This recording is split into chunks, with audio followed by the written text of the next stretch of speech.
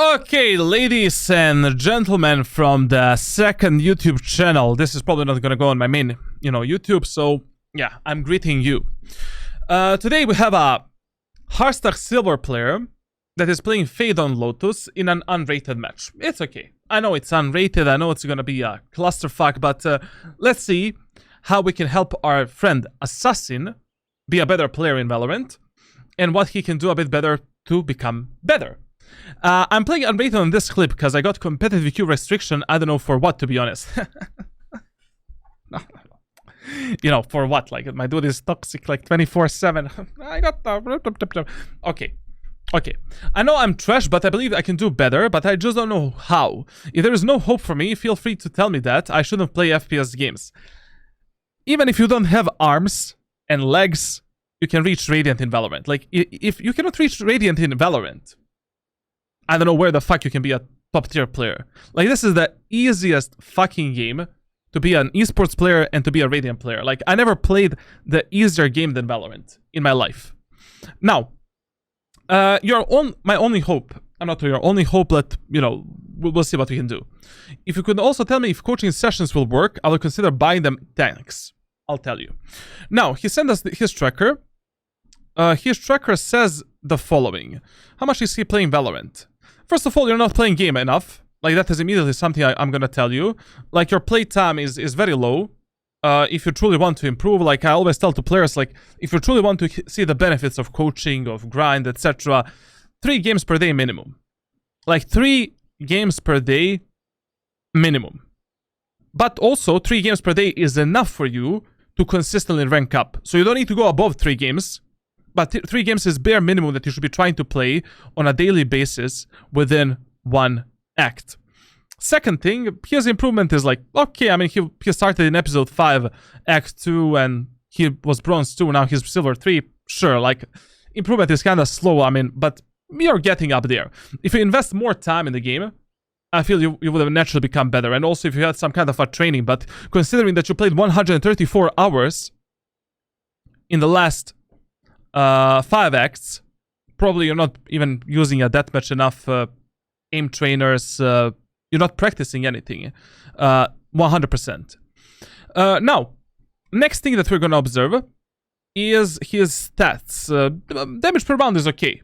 140 damage per round is fine, like, especially for a player that is playing Sage and Fade primarily. KD 0.98, I mean, if you want to carry these lobbies, you need to have like a KD of 1.1, 1.2, like, literally in the lobbies below Platinum 1, you need to take like 1.5 kills almost every single round if you want to carry these boosted bonobos, or at least be focused on closing out the rounds in your matches as much as you can. Headshot percentage is okay, actually really good for a Hearthstone Silver player. Like 24% is fine, 36% on the Vandal is more than fine. So essentially, but that, it's an overrated statistic. Like, my headshot percentage overall headshot percentage is like 18%, and Vandal headshot percentage is like 29%. And I got Radiant 20 times since close beta. Aim is, in Valorant, like, we have multiple different solutions and multiple different playstyles that can get you to professionals and to professional Radiant levels. Now, from the agents that you're playing, I will instantly tell you that playing Sage, Fade, in these lobbies is a complete Sudoku. Sage, a full team play character. Like, basically, her heal right now got nerfed to the ground. Fade also primarily capitalizes on the team play and her duelists, like, actually pushing into the sites. Like, I would heavily recommend you to stick with someone more simple. Like Brimstone, Phoenix, Reyna, Jet, I don't know, like... anything that is more simple and that can be self-sustainable in the solo environment. Like, from the agents that you're playing, I would just be playing Phoenix and Brimstone and trying to main them. And then, as you're going up through the ranks, like, you can go on the Fade Sage. Especially, look at this. In 7 matches with Phoenix, my dude has 1.70 57 KD, and 185 ADR. With Brimstone, he has 85% win rate. Why the fuck are you playing Sage and Fade then? Just main Phoenix and Brimstone and you're good to go. Especially in these lobbies where, you know, team play doesn't exist. I mean, what type of team play you're gonna see in gold, platinum, silver, bronze, iron? Like, come on. You need to carry these boosted bonobos. Now, when it comes to like his map statistics, Bind is the worst because you're playing Sage on Bind. Like, play Phoenix on Bind. Play Brimstone on Bind. Like, fuck the Sage, bro. Literally, like, that doesn't matter. On Haven, I would recommend you to just, once again, go with the Brimstone and Phoenix. Both agents are fine on Haven. And definitely they'll give you higher win rate than stupid KO in Silver. Come on, man. On Ascent, Sage, Brimstone, and Fade. Ascent is another map where Phoenix is really strong in those lower elo lobbies. And I would just recommend you to roll with the Phoenix as a primary pick. Secondary pick Brimstone if you need the smokes, and that's it. On Split, you're rocking the Killjoy, actually. I don't know, like on Split with Killjoy on the attacker side, in Silver and Elo, I don't know how do you expect your teammates to actually play well? Like, Split is hard even in high elo lobbies. I cannot imagine what type of hell you're living through in Silver and Bronze. Like, once again on Split, rock with the Phoenix, rock with the Brimstone, and end of the story. On Lotus, once again, I would be prioritizing the Brimstone and the Phoenix. Like, with Brimstone, you have like 4-0. What is the Sage pick? Like, why are you feeling the Sage and Silver? Like, you really need to be crazy. You need to be a maniac in order to, like, main the Sage in the lobbies below Diamond or Ascendant. Like, I would never do that in my life. Like, your progress is gonna be slower. You're not gonna learn that much from the game. You're consistently gonna be behind your teammates, healing them left and right. Man up. Grab your balls. Or grab your pussy. I don't know, like, what the fuck you are. And go kill them. Go in. Now, Fracture, Sage. Brimstone. Brimstone, man. Like, bring me with a Steamy. The best agent on Fracture. Phoenix also on Fracture. Muy bien. Pearl. Pearl is the map where Fade is actually really, really good. I like Fade a lot on Pearl. Maybe on Pearl you can stick with the Fade. But once again, in this elo, I would just go with the Phoenix as the #1 pick.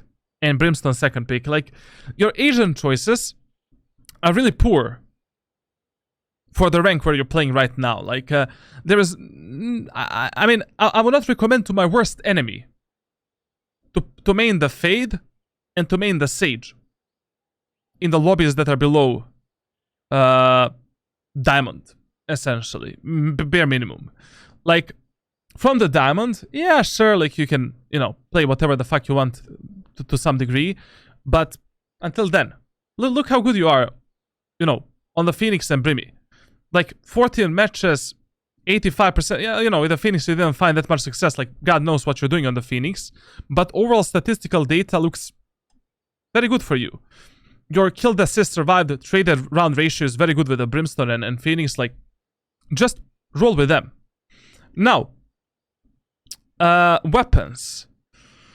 Vandal, okay. Ghost is there. I don't know how the Ghost is the second weapon. There we have a bit of the problems. Like, how the fuck is Ghost here? Where is the Shorty? Where is the Stinger? Where is the anything else? Like, okay. You're not very versatile player. That is one thing I will tell you immediately. Like, one of the primary things that you want to learn in Valorant is simplifying your gameplay and being a very versatile player. Like, you should be abusing every single weapon that there is in this game for different scenarios. Like, you should not be playing only, I don't know, Vandal, Ghost, and Spectre to Radiant. You know, where's the Shorty? Pick it as a primary, secondary weapon. But it doesn't matter if you're playing Jesus Christ. Shorty should be your primary, secondary weapon, still. Spectre is shit. Throw the Spectre to the trash can. After the nerfs, Spectre is gone. Stinger, much better. Guardian, sure, whatever. Like, I mean, you can play Guardian if you enjoy, but for your current elo, for your current skill level, having a weapon like a bulldog and mastering the bulldog would be 10 times more beneficial. Because with bulldog, you're much more adaptive to the scenarios in which your teammates are going to put you in. And trust me, your teammates in silver are going to put you in a lot of different Kama Sutra poses, you know, like in a lot of different doggy styles and all of that shit. Now, RS only viable on some maps, like I would pick it on Ascent and maybe on Haven, like if I want to spam something. And everything else, like, you know, a bit more versatility would be nice. Like, you know, bringing this Stinger a bit up, Bulldog a bit up, Judge 0 kills. Like, come on, bro. Like, on Bind, on a defender side, in Silver Elo, to play just Judge on a defender side, you're gonna win a match. I think with the Judge, I can go from Iron to Immortal 3 within, I don't know, 150 matches maybe. Like, such a broken weapon. Operator, you know, it's not maybe important for you right now, since probably your mechanical skill is not that good, but I always recommend to players in solo queue, the sooner you master Operator, the sooner you will be abusing enemies that have the bad utility usage, bad movement, bad positioning, bad everything. Like, it is so easy to capitalize with Op on some first kills on both attackers and defenders side, and that is weapon that every single player should master in Valorant, and something that I'm really forcing the players that I'm coaching, you know, to play a lot. When it comes to your performance, like, I don't know, it's kind of shit. I'm not gonna lie. Like, in Eco, Pistol, and Semis, you're quite useless, but considering you're playing Ghost and Spectre as your primary, and Guardian as your primary weapons, I can see why. Okay, so far, there's nothing else I can tell you, and please stop doing this. Like, my man is switching between 9 different agents in a Silver Elo. In Silver Elo, team composition doesn't matter at all. You can win a match with 5 duelists, 4 duelists, as long as you have a controller. Like, do not fill your games below Immortal 1. Play what you're comfortable on. Yo, Alicine, yeah. Thank you for the raid, baby. I'm doing, yeah.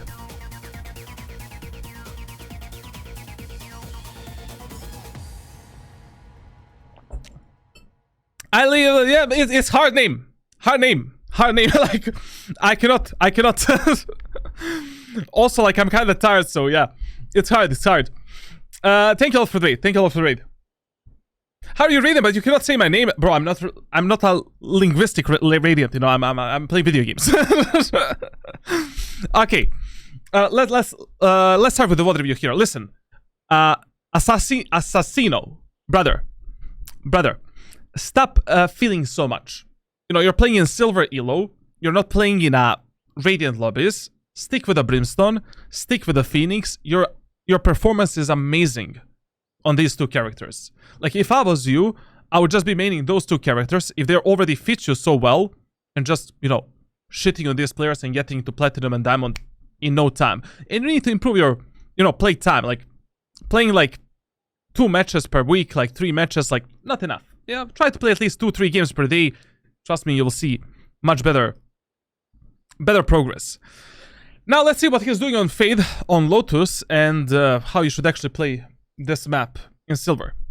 Should I still be filling in Ascendant or Insta-Lock? To be honest, in Valorant, I would not be filling until Immortal 1. I seriously feel that up to Immortal 1, team compositions in solo queue don't matter, primarily because players have a very effed up game knowledge, and as long as you have a good controller with yourself, you're fine. Absolutely fine. Like, you can win the game with 4 duelists without any problems. After Immortal 1, you kind of need to fill. Depending on what type of team comp you have, depending on which map you're playing. Like, for example, on Bind, Sage is kind of necessary to some degree, you know. Like, Raze is still the, you know, one of the best duelists, like, on the map. Like, you know, you get the point. Like, on Icebox, you know, Jet, Sage, Killjoy, you know, Sova, you need to have fucking Sova, like, for example. So it depends on the map that you're playing, and depends what is the overall team composition. Wait, this is as long as we have smokes, no? Yeah, I mean, having a controller in Valorant is must-have. Like, even if you're playing in Iron to some degree. Like, a good or bad controller player, a lot of times decides the outcome of your matches. Like, when you have a fucked up smokes, like, pushing the sights is no bueno. Now, let's focus on Lotus. So, where are they starting? Attacker, defender? Attack, huh? Okay.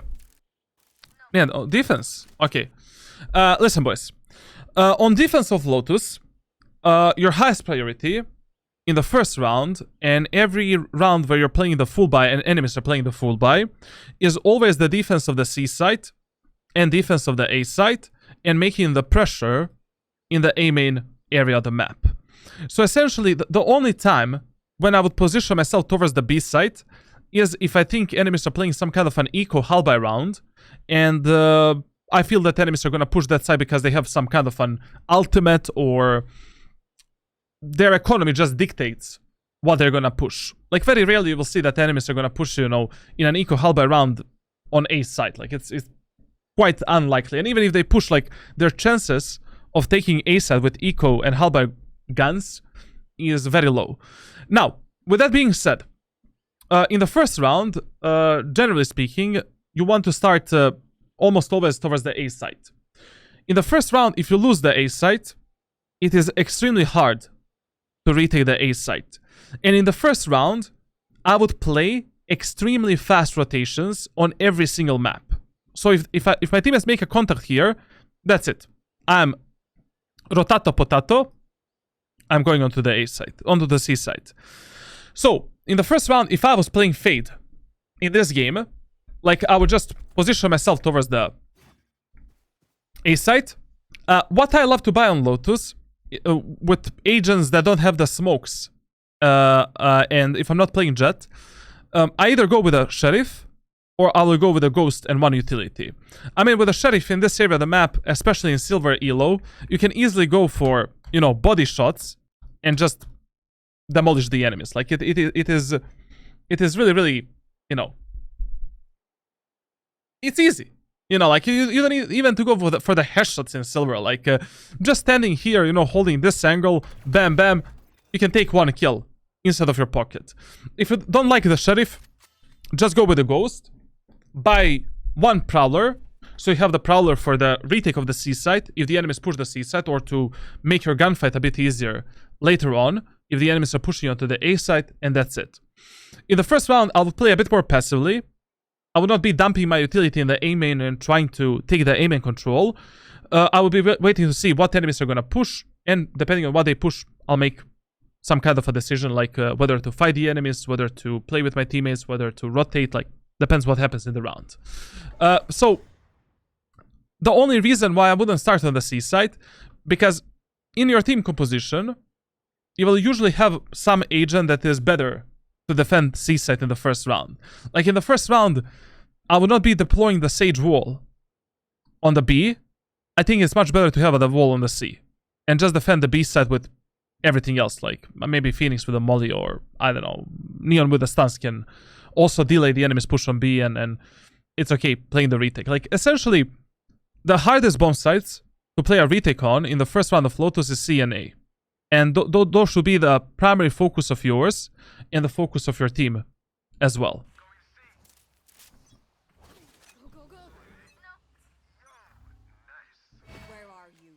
Okay. That reveal there is fine to gather early information. Just make sure that you don't miss it next time. I mean, you literally put the reveal behind the wall. Like, I mean, just jump in and toss it over the wall. Like, it's fine to get that early info. Why not? Like, but at the end of the day, you know, a bit of a waste. Because, so what if I get the information there? Like, isn't it better for me to use that reveal, maybe on the retake of the sites, or like in the first round, or to fuck up the enemies when they are actually pushing me, revealing them, killing them through the smokes, blah blah blah. Anything else? Like, This reveal is okay, like, if you're playing, you know, some kind of a full buy round or something like that in the middle of the match, but in the first round, a bit of a waste, in my opinion. Plus, you didn't throw it properly, like...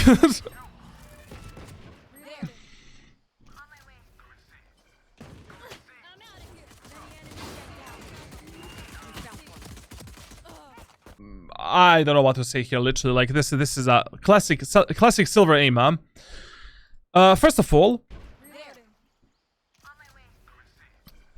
Listen to the sound. So, you heard 2 or 3 enemies pushing the C long. How do you expect to survive the gunfight with the enemies here? And how do you expect to one-tap, like, what, 5 enemies that are coming in your face with a Reyna flash, Phoenix flash, Fate Dog, Omen flash? Like, your positioning here is crucially wrong. Like, if I already heard the enemies pushing the seaside there, I would not be positioning myself here to fight 5 enemies in the same time. I need to have some kind of a safety, you know? Like, I need to wait for my teammates to do the flank. Look at your teammates on the minimap. Like, they took the full A main control, full B control. They're going for the fast lurk and a fast flank. Right now, if I just delay the enemy's push long enough for my teammates to actually flank and make the sandwich out of the enemies, we win this round. So pay attention on the minimap if you want to have higher chances of winning these type of rounds and matches. Like, minimap awareness is 50% of your gameplay in Valorant. In this scenario, I'm just being chilling at the back of this. Aha, enemies did a reveal. Let's jump spot them. Oh, 5 enemies there. All good. I'm back. I'm taking a bit more safer position so I can fight the enemies there, fight the enemies here. Enemies are pushing me through here. No problem. Less dog, fight with the dog. Less dog, fight with the dog. But I will not be forcing this gunfight in the C long because my teammates are flanking, number 1. And number 2, why would I do this?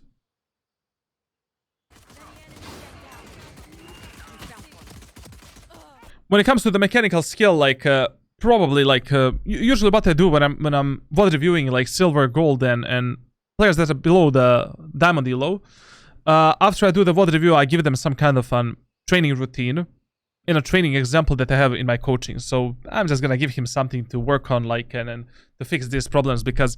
But anyways, this type of aim is the problem of how much time you actually invested in the game. Like, you have like 134 hours of playtime in the last 1 year. That's not enough. Like, probably you're not even touching the deathmatch, touching any aim trainers. Like, mechanics, even though I say mechanics are not important in Valorant, like, they're like 20%. 20% of your gameplay. I mean, still, it cannot look like this, you know, and it is still important to be warmed up. At the end of the day, you need to kill the enemies, blah, blah, blah. Like, but the main problem in this round is that your positioning and your game decision. Like, very, very poor, very, very bad. Embarrassed. What's up? Careful now. Now, if you lose the first round of Lotus, in the second round, I would usually position myself either on the C site or A site. Once again, the reason for that is, like, if you lose the A, it's very hard for you to retake the A side with the eco weapons. This kind of same goes for the C. If the enemies plant the spike for the mound, and they just defend it from the C side. Defend it from the C long, sorry. So in this round, I would just buy the classic pistol shorty and play it, you know, maybe in the rotating doors area of the A site right here. Maybe play a classic pistol shorty instead of the A side, classic pistol shorty somewhere on the C side, and just try to trade myself for like 1 or 2 kills, damaging the enemy's economy, and making sure that my teammates have a higher chances of winning this round. In those eco and halberd rounds, like, you should not be concerned about winning the round. Your full focus should be trading yourself for as many kills as you can before you actually die. Allowing your teammates to have higher chances of winning this round, number 1. And number 2, damaging the enemy's economy as much as you can. They are mine. I'll find you. Okay.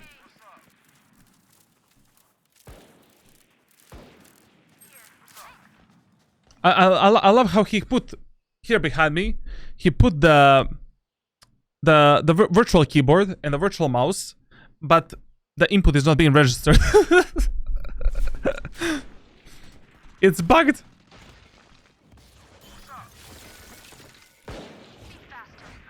Okay. Spike down A. One enemy remaining. Good work. Okay, I mean, in this round, his teammates actually went full gorilla mode. This dog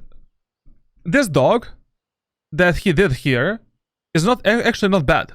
Like, whenever your teammates are fighting the enemies, the more distraction you make for the enemies, the gunfight for your teammates is gonna be easier.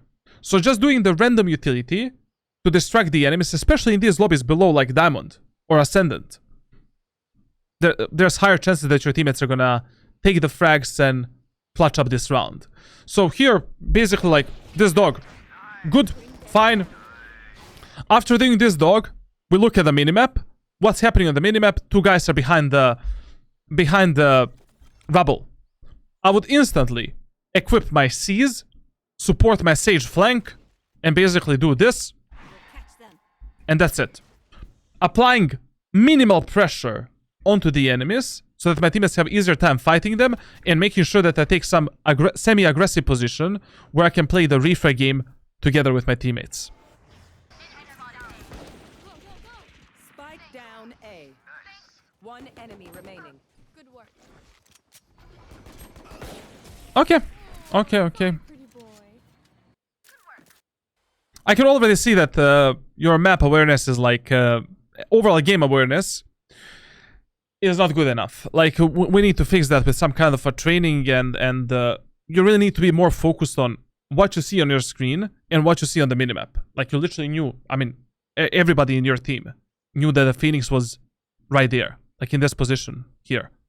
And nobody gave a shit about that Phoenix. Like, Sage somehow died from that Phoenix from this position. Like, how? Now, this eye here, in my opinion, it's a bit of a waste.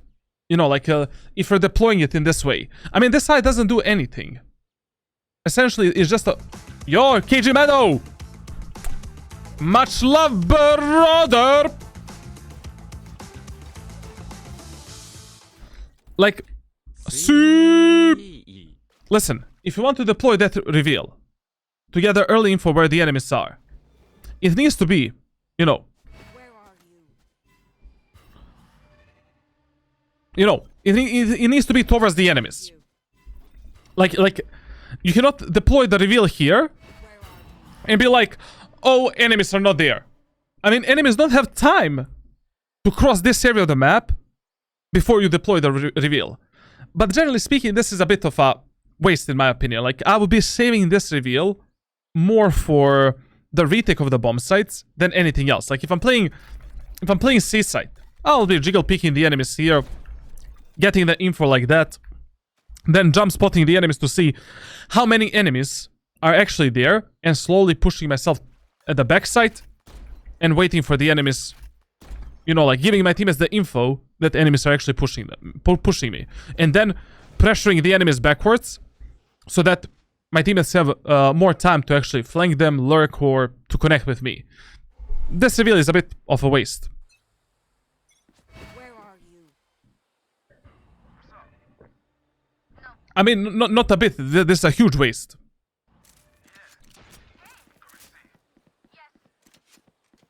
There. You see, right now, your teammates once again are making the sandwich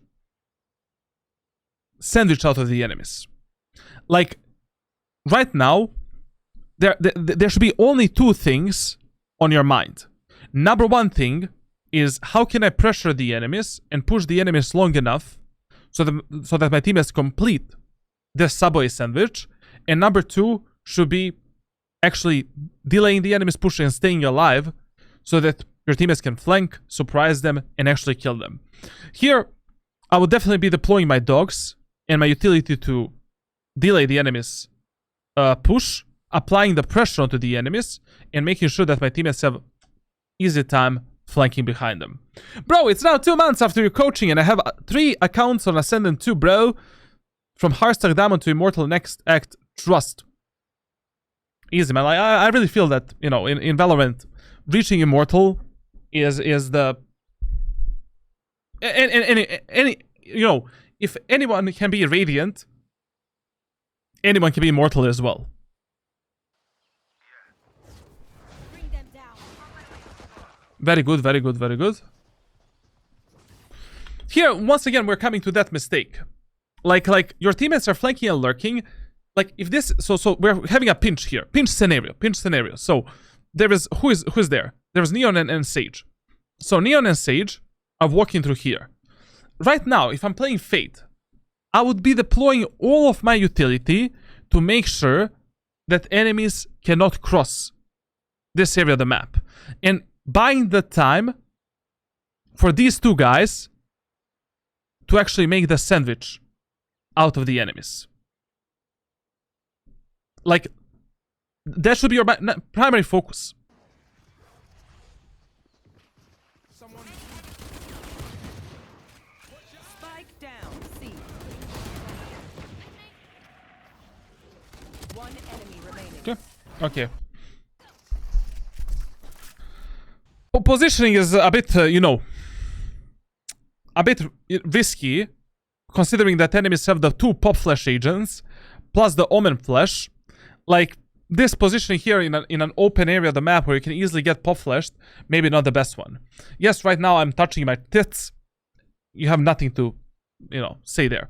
It's my stream. So, now, in this situation, I would just be holding a bit tighter angle, making sure that I can reposition myself after I get pop flashed, and that, you know, I don't die like a potato. Like, the whole point of this round, when your teammates are going for these lurks and flanks, is to buy as much time as you can for your allies to actually complete this type of a lurk and flank. Like, I will not position myself like this. I will position myself a bit closer to the wall so I can stay alive, wait for my teammates to complete the flank and lurk, and that's it. Someone. Okay. This is a big waste. Also, please guys, let's pay attention on 2 most common rules that we should follow on a defender's side. And that is the ABAB rule and rule of fear. If you notice that enemies are going through the whole alphabet on the attacker's side, A, B, C, D, E, F, G, position yourself in the A, B, C, D, E, F, G way. Okay? So, if I saw the enemies in 1 round push C, 2nd round push A, 3rd round push C, in the 4th round, I would already be pre-assuming that enemies will be aggressing me either on the A side or B side. Especially if I demolish the enemies on the C side in the previous round. Yo, Dabby! Well, 3, man. There. Bring them down. Okay. They're blind with fear. Bring them down. Not bad support. Give up. Pushing this smoke, and in the way that you did it, was slightly risky. But what I like is that you're trying to apply the pressure onto the enemies as your teammates are actually pushing the enemies. Like in this scenario here. Okay, let's watch it one more time. Bring them down. That dog is fine. To pressure the enemies backwards, to give the time for the Phoenix and Jet to actually come onto the B site and get ready for the push. But here, after giving that dog, I would have actually done the C's to additionally, like, you know, maybe like catch one enemy, you know, in the C's, make this Phoenix take an easy kill, and then I would do a 2nd dog. Blind with But the main problem here with your utility usage is that we're wasting this reveal way too early on that we cannot properly capitalize on the Prowlers. I mean, the Fate Prowlers are the best if we actually hunt the enemies. If we reveal them with a reveal. fear. Bring them down. And primarily you should be relying on that specific combo.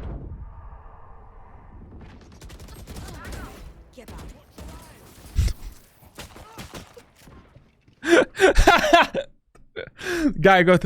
My dude is playing like against two phoenixes, you know, like replication mode.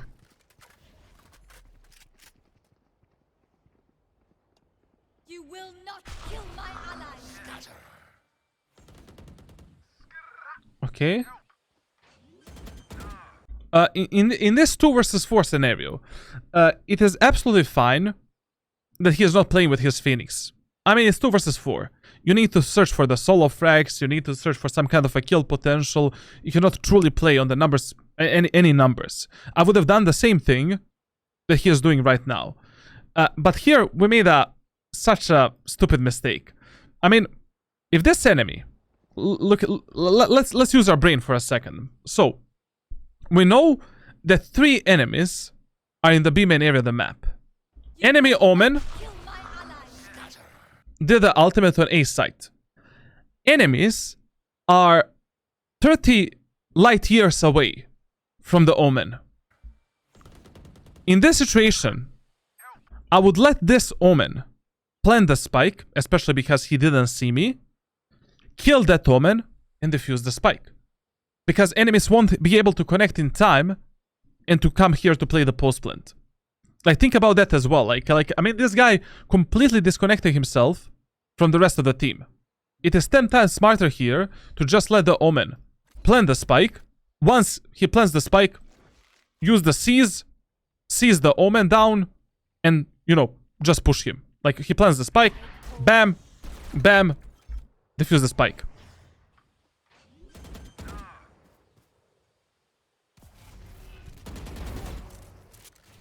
Imagine if this guy planted the spike. Round is already over. I mean, yes, you got the spike control, but isn't it easier for you to win the round immediately right now by defusing the spike than actually, you know, now defending the spike game? Tough man, welcome to stream, bro. The spike is here. The spike is here.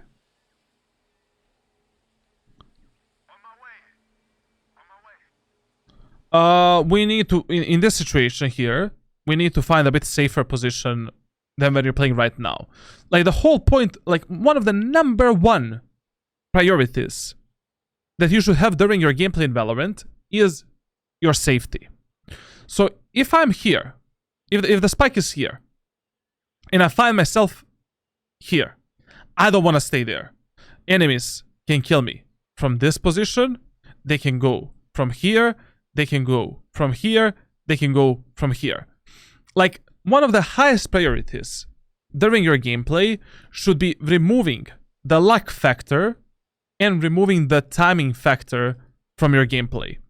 Like, the less you play on timings and luck, the more consistency you're gonna have during your gameplay.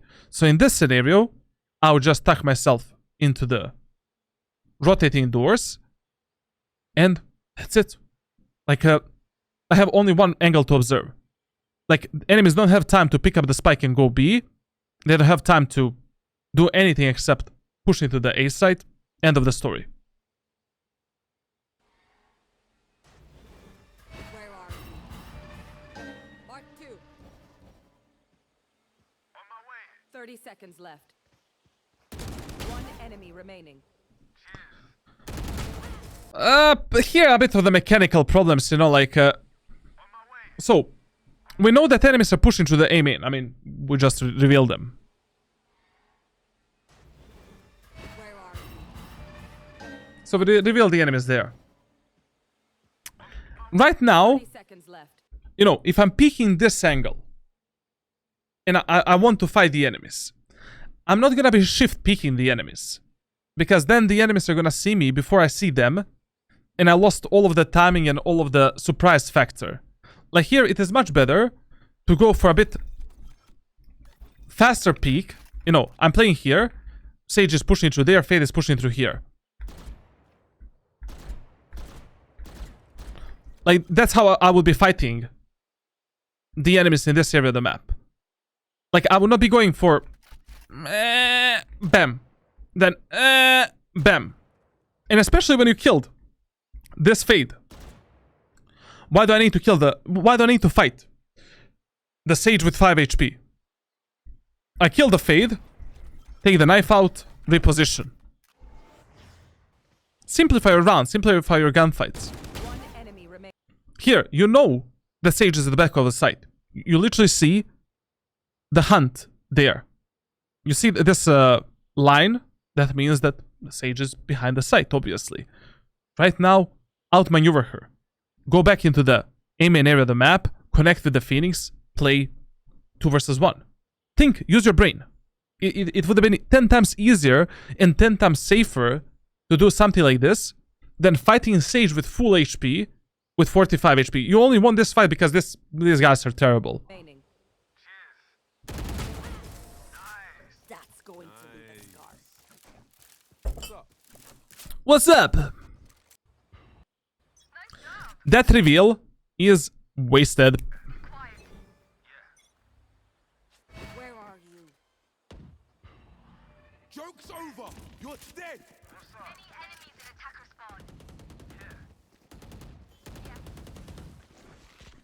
Take hold.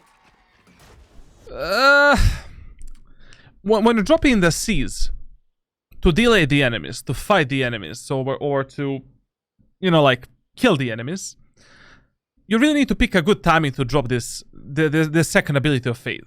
Like, you cannot drop it blindly without any, you know, audio information or without hearing any footsteps. Like here, for an example, I would actually wait for the enemies to initiate this push, and then, like, you know, I would fight the enemies, swing the enemies, or something like that. Like, I mean, Seize is a very powerful weapon of Fade. Like, you literally halve the enemy's health points. It's so easy for you to take the kills just with body shots, and you shouldn't be throwing it like this, you know. Like, maybe here doing only a dog was a good idea to delay the enemy's push a bit, because once again, your teammates are pushing from behind. But in this scenario, once again, I will be deploying enormous amount of utility onto the enemy's face, because your teammates are going for the fast flank, fast lurk, and the more utility you deploy onto the enemies right now, the more you distract the enemies, the higher chances your teammates are going to have to perform this type of a flank and this type of a lurk. Bring them down. They're blind with fear. Or they're just going to die like potatoes. Bring them down. They're blind with fear. This is a very common mistake, like, of players in solo queue. Listen, if 2 of your teammates already died there, refrag potential doesn't exist anymore. Like right now, I will be searching for some other kill potential and for some other chance to actually kill the enemies. Like, at this moment of time, like, it's GG. You know, like, Phoenix got 2 kills, nothing to do about it. Reposition yourself and try to go for some other play. Like, going for this push here is very predictable for the enemies, because you literally deployed, you know, a Seize and a dog onto their face, and that is something they will be expecting. And one thing that you can heavily capitalize on when you're playing in these silver, gold, platinum, diamond lobbies is playing off angles and playing positions that for which players usually don't have a good crosshair placement for. So right now, just holding some kind of an off angle can easily get you, you know, 1 or 2 kills instead of pushing the enemies here, which is a very predictable move by you. Especially since you made the footsteps here. I mean, if you made that many footsteps, shifting doesn't make any sense. Especially pushing the enemies here that are having a very bad economy and have the Spectres and Stingers, like, not a good idea.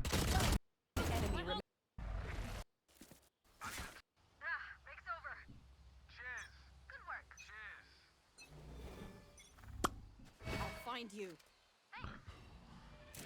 Okay, that reveal was fine, but once again, that reveal just doesn't do anything. Like, and also, one huge tip when you're playing the recon agents, like when you're playing agents like Sova, Fade, KO, don't be predictable with your utility usage. Like, don't deploy your recon utility every single round, because then enemies can easily play contact on your utility, hide from your utility, and you get 0 information for your team, whether or not enemies are there. You know, let's say you're playing Ascent and you're playing KO. Like, if you're every single round on the A main area of the map deploying this knife at the start of the round, I'm just gonna wait that knife, you know, here, and then push into the site. And you got 0 valuable information for yourself and for your team. Like, this type of utility user should be random. Like, it should be based on economy, based on different factors. Like, and you should not be deploying it 24/7 at the same location and same position. Just a second, guys. I just remember I have a fucking coaching session. Bro! Let me just tell the dude I'm gonna be finished. Can we start in around 1 hour or so? I'm idiot. Spike down, attacker spawn. One enemy remaining. Okay, nothing happened here.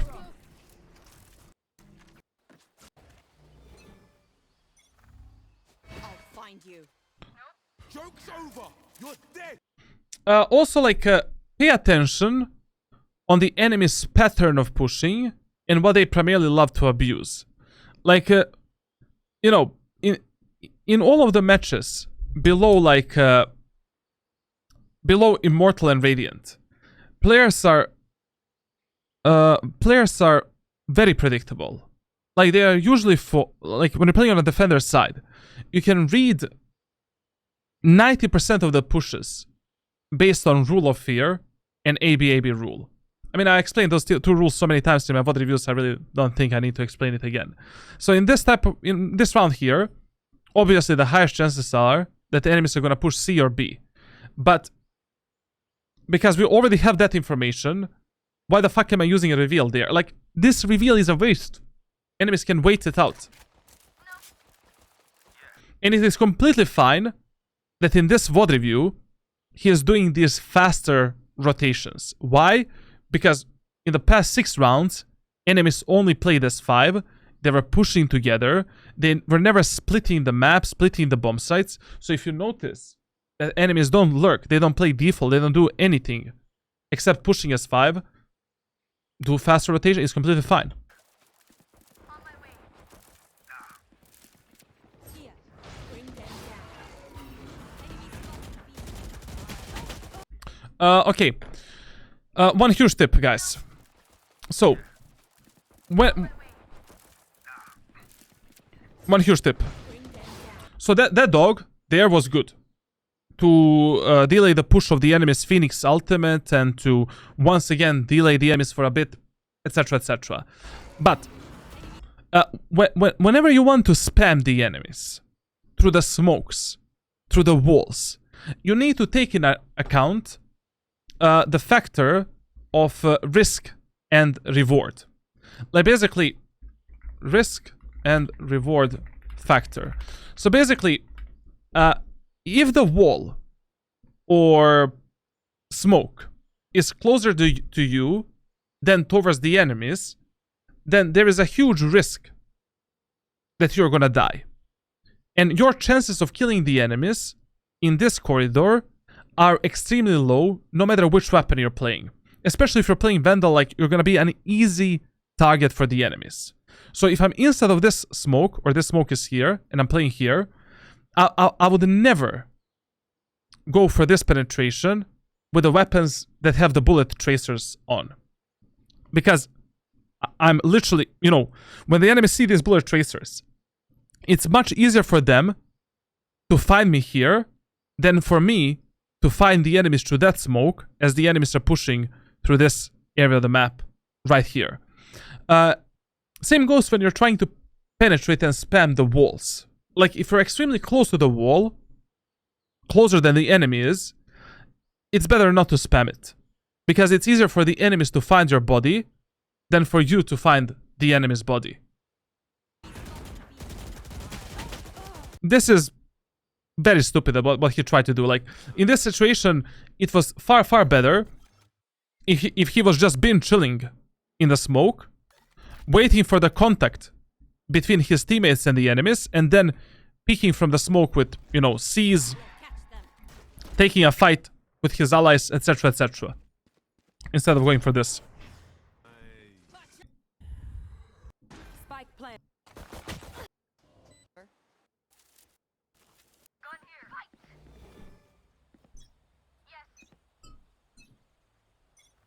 I'll find you.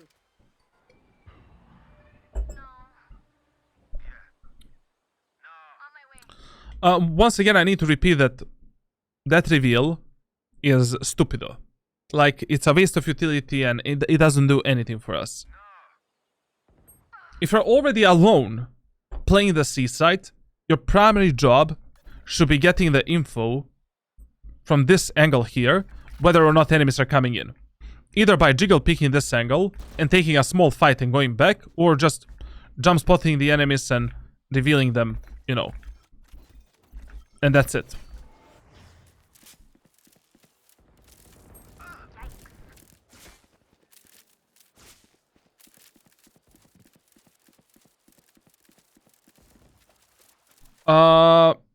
In this round, like, you know, whenever you lose that timing onto some bomb set or area of the map, you need to pre-assume that some enemies might be there. Like in this specific round, we lost the full information whether or not enemies are in the C-long area of the map. So I cannot be going around, you know, swinging my knife out and be like, you know, enemies are not there. Like, you don't know that. Nobody knows that. Like, nobody knows if enemies are right now close to the C choke point in the C-long area of the map. You did a reveal like 25 seconds ago. So in Valorant, whenever you lose that timing or you lose the information about some sector or some area of the map, always pre-assume that enemies can be there and that enemies will be there, unless you actually see all 5 enemies on the minimap, that they are somewhere else. Like here, as I was going through this area of the map, I would have cleared every single angle. Like, it is the first time I'm going through this area of the map.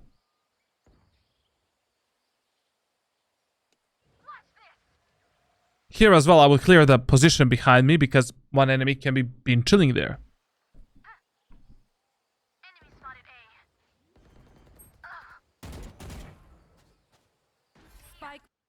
One thing that you definitely need to learn how to do a bit better is having a discipline. Like, when you already have this type of... Like, you had... during this match, in the last 8 rounds, you had 2 extremely good timings to surprise the enemies.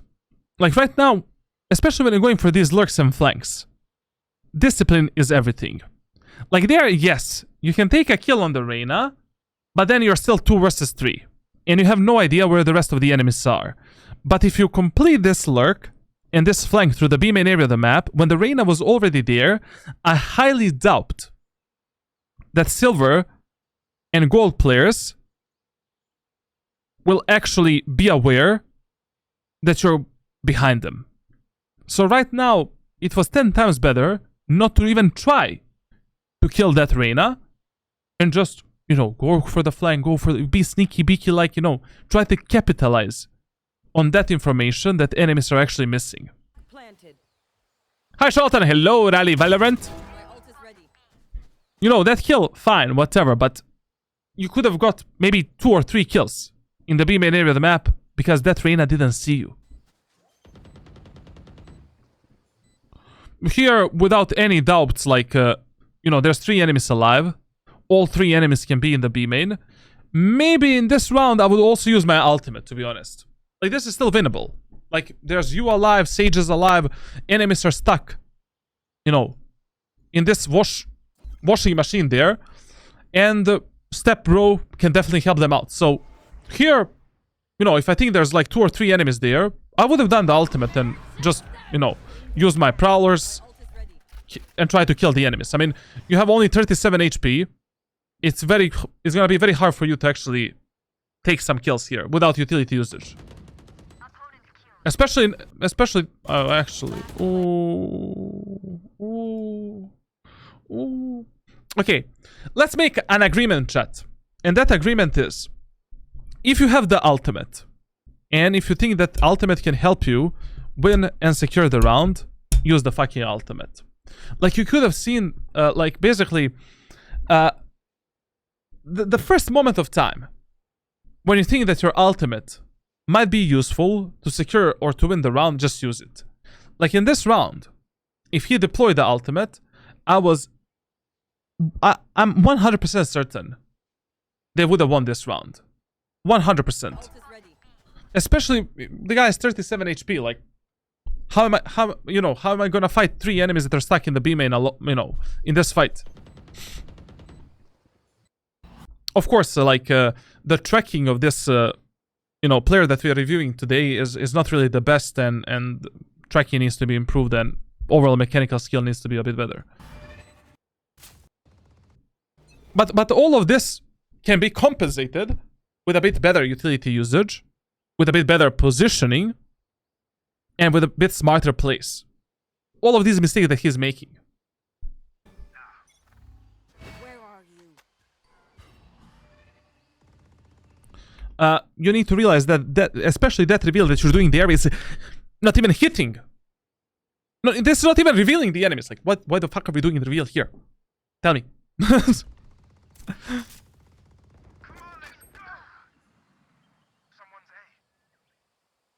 Okay. The hunt begins. Spike down A. Joke's over. You're dead. Eager to life. Once again, if I'm flanking with a stinger, enemies have zero information about me. Try to capitalize a bit more on that information. Nobody cleared you. Nobody saw. Did this guy actually see him? Joke's over. You're dead. Here we have a stinger. Let's close the gap with the Phoenix and enemies. They have zero idea that you're here. You don't need to shoot the first fucking thing you see. You have amazing timing to make the sandwich out of the enemies and to take like 2, 3, 4, 5 kills. Use that timing. Trigger discipline is very important in Valorant, and sometimes it's better not to kill the enemies immediately. Have you ever coached anyone that couldn't be saved? Absolutely. I had like 10 or 20 players that I just had no idea what to do. But at the end of the day, they actually reached higher ranks. Like, there's one guy that was like silver, and I was like, bro, what the fuck do we do here? The main problem I have with the players that don't want to listen to me, like the players that are like, just ignoring the things that I'm telling them to do.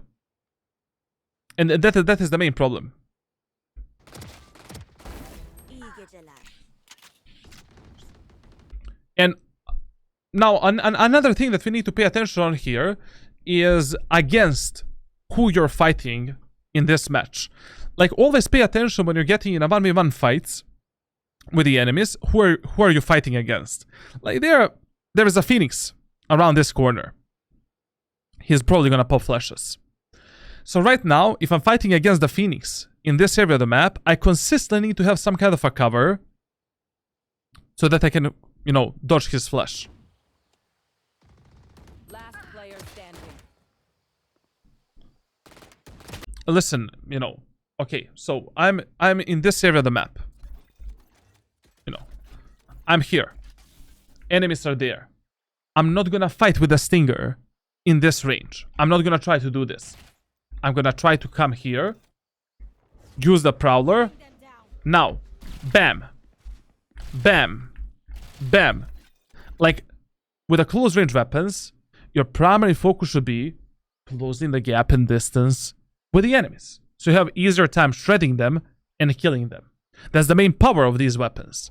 Like, there's always some kind of a solution that you can apply during your gameplay, whether it is your positioning, movement, or how you're taking a fight, to make these fights easier for you. Like, this fight is not easy at all.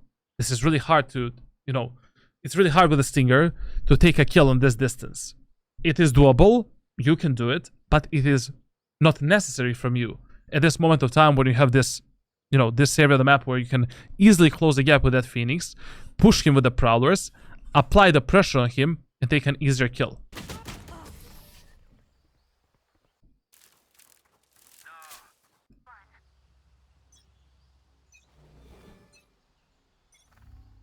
I'll find you. There. Okay.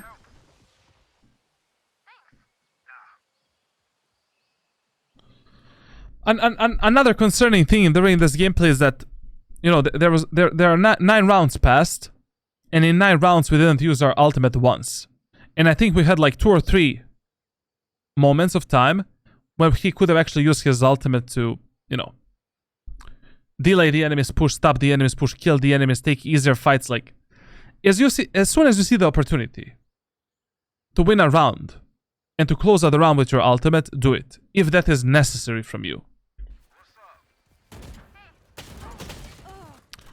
This is just a aim diff, to be honest, like nothing else.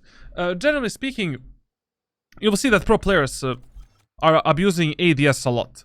Like, in every medium range and long range gunfight that you take with Vandal, a fight that is between 30 to 50 meters, use the ADS if you're using a Vandal. Like, Vandal has this huge first shot inaccuracy spread, and you kind of never know where the first bullet of the Vandal is gonna end up. So it's always better to, you know, like, if I'm holding this angle, I'm not gonna hold it like this, I'm gonna hold it like this. And I will just rely on bursting the enemies like that. You will see that, like, for example, look at the Demon 1's gameplay, for an example. Like, the guy is peeking these angles, literally while ADSing, and doing this type of shit. Like, it's just better for Valorant, like, because that first shot inaccuracy from the hip fire is huge on 30 to 50 meters. And when you're holding this type of angles, it is 10 times beneficial. 10 times more beneficial and better to hold them with ADS.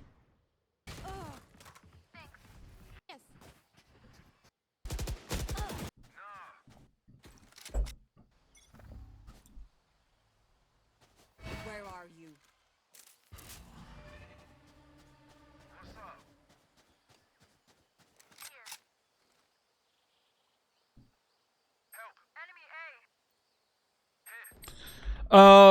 For your current skill level and mechanical skill, I definitely wouldn't recommend you to play Guardian on any map. Like, I really feel that Bulldog is 10 times more beneficial in Valorant in general. 10 times more adaptive weapon, and a weapon that actually allows you to play both close range, medium range, and long range gunfights to a very high levels of efficiency. Like, it's easier for you to fight multiple enemies in the same time, and it doesn't matter in which type of a scenario your teammates put you in, you can always play that scenario to some degree. With a Guardian, fuck it, man.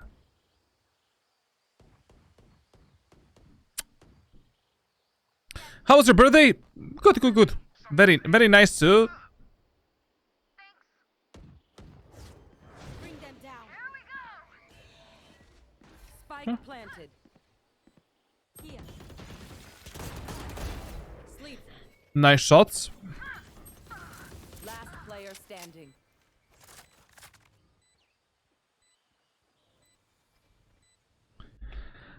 To be honest, this would be a save round for me, but if they have money to buy weapons in the next round, sure, like, you know, I would maybe try to win this round, but I don't know. Like, if your team in this situation doesn't have enough money to have a full buy in the next round, just save, to be honest. Like, 1 versus 4 with Fade and Sage Ultimate.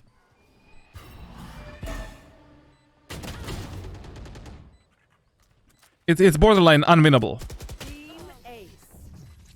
You know, this is another thing that Valorant players are lacking compared to CSGO players. Like, there's just moments of times where you cannot be a hero. Like, you cannot win every single round.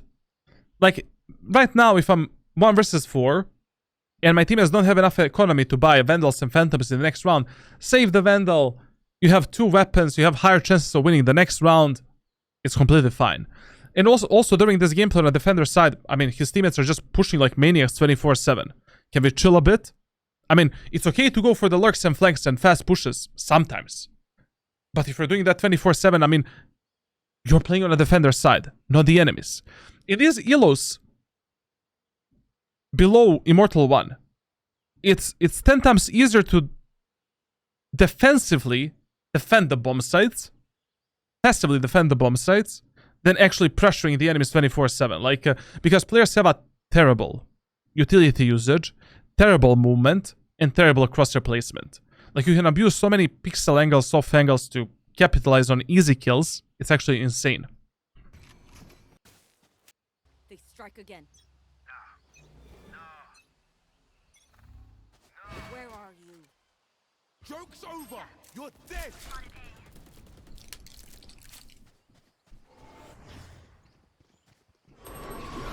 Take them!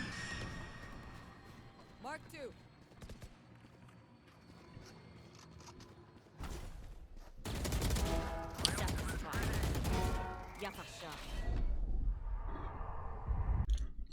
Not bad. Not bad. Like, overall, this push that he did with the ultimate, not bad. I like it a lot. This is a bit risky, but because he used the ultimate, there is a chance that maybe enemies didn't hear the rotating doors. They're not gonna observe that. Like, it's still silver elo. Not bad, not bad. Mark 2. The only thing I didn't like here is that if I'm already going for this push, I'll be using my prowlers to support me, to get a kill. Like, here, I will use a prowler 100%.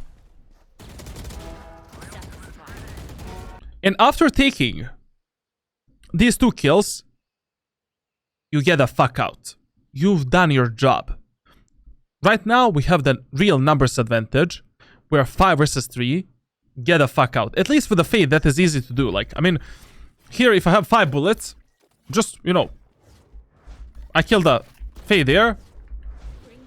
Go back. Instantly. Reposition towards your teammates, and that's it.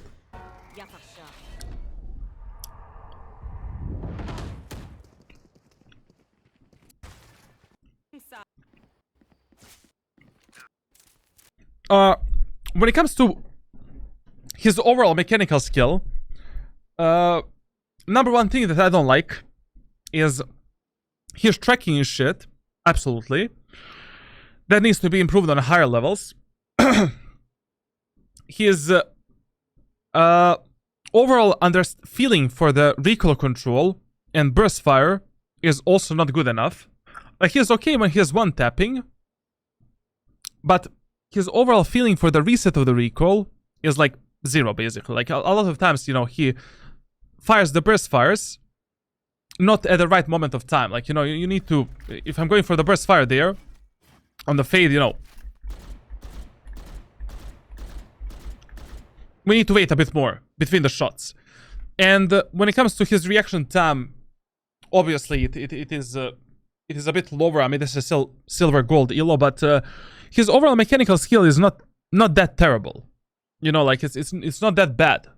It's like on the level of a gold or low platinum player. Like, I've seen some platinum players that have the worst mechanics than this guy right here. So probably, you know, you're not hard stuck in silver because of your mechanical skill, which is a good thing. Now, on the attacker side of Lotus, I always recommend to players, like, 3 times in a row, push the C site. If you want to find the reason for this, watch my previous VOD reviews on Lotus. 3 times in a row C, especially in the lobbies below Immortal 1. Your teammates can make a very, very, very, very, very, very, very limited amount of mistakes, and essentially, like, you know, it's easier bomb set to be pushed. Also, in the first round on Lotus, very rarely you will see more than 2 enemies on the C side. Playing the post plate of the C is also easy. And especially if you're playing Fade, revealing the enemies on the C side and pushing with the Fade on the C is a piece of cake. When your teammates in Silver are pushing A main and A side, there's a lot of shenanigans that can happen. Tell them, guys, you know, at the start of the round, guys, let's push C. End of the story. Now, in the first round with Fade, I don't know, like on Lotus you can go with a classic Light Shield and Prowlers you can go with a Ghost and Prowlers you can go with a Frenzy. Like, it's really up to you and what you prefer. The only thing I would not buy is Sheriff and Shorty, obviously. Go, go, go. Watch your eyes. Reloading. I'm out of here. I'm shocking. Careful now. Reload him. What's up? Yo, nice. Yeah. I just noticed that they don't have a smoker, bro. What the fuck, bro? Listen. Your priority in Valorant, the absolute #1 priority, should always be following your most aggressive teammates at every moment of time. So if your Neon is pushing here, like a maniac, push with her.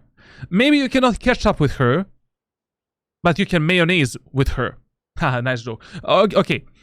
You know, maybe you cannot push as fast as she's pushing, but at least, like, you know, maybe you can do a reveal for her. Do the eye, clear some angles, like do the Prowler, like anything. Like right now, I would not be concerned what my Phoenix is doing. I will be just rushing forward and making sure that I can support this guy to some degree. Reload him. What's up? Yo, nice. Yeah.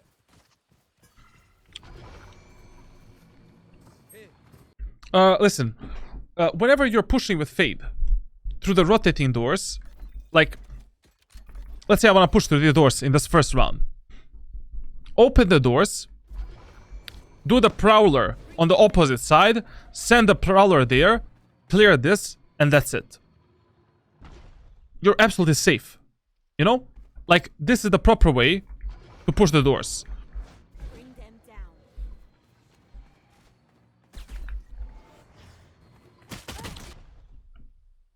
Because of that.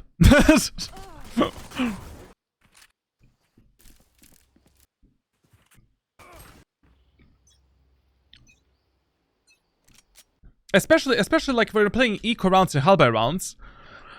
On Lotus, you should not be prioritizing pushing the A side. Generally speaking, the most unpredictable pattern of pushing that you can have on Lotus is pushing the C side 3 times in a row. Because then in the 4th round, you become very unpredictable for the enemies, and you can make the babies to the enemies. Like literally, you can do whatever the fuck you want. And pushing the C side is okay in full by round, first round, eco rounds, any round that you're playing.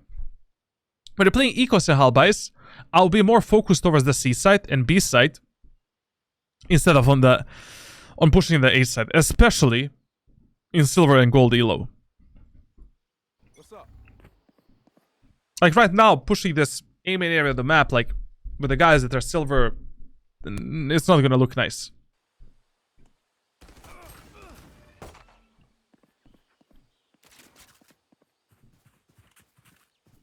Reloading.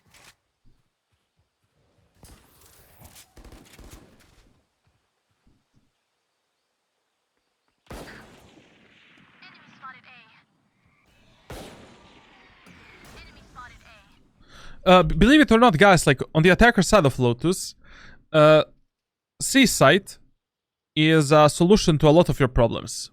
Like, generally speaking, I see that in the matches, when I'm coaching players that are below, like, Ascendant, like, I see majority of times, like, people position only 1 agent on C, or maybe 2 agents. Their positioning is usually terrible, and it is so easy to take the C control and just play the post plan. Like, I don't know. If I was playing in a Silver or Gold lobby, that would be my absolute focus on Lotus. Like, as long as it is actually working for us. Like, just, you know, pushing C, jump spotting the enemies here. Enemies are there. Let's delete that guy. Let's push here. Do this. Let's use a prowler Them down. for the backside there. Using a reveal for the actual bomb site here. Revealing the enemies at the backside. Revealing the enemies there. Doing a dog if the enemy is there. I mean, literally, with Fade utility, you can apply so much pressure onto the enemies on C that your duelists, and no matter how stupid your teammates are, they cannot make a mistake. Like, it's so hard for them to die.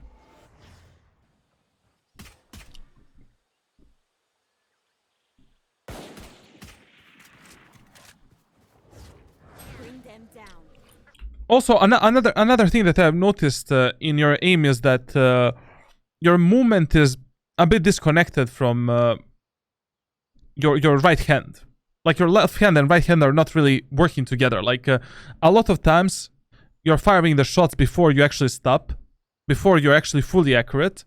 And I would maybe recommend you to use a crosshair that is, you know, having a movement in accuracy, just to develop a bit better feeling, you know, for when you're fully accurate. Like, use some, you know, generic crosshair, like fuck it, like this. Turn on the movement in accuracy just by a bit, like maybe to 1.1, and, you know, just so you develop the overall feeling when you're accurate and when you're not accurate. Because a lot of the times when you were getting in a gunfight with the enemies, you're just randomly spamming your shots without understanding when to actually shoot. Take your shots.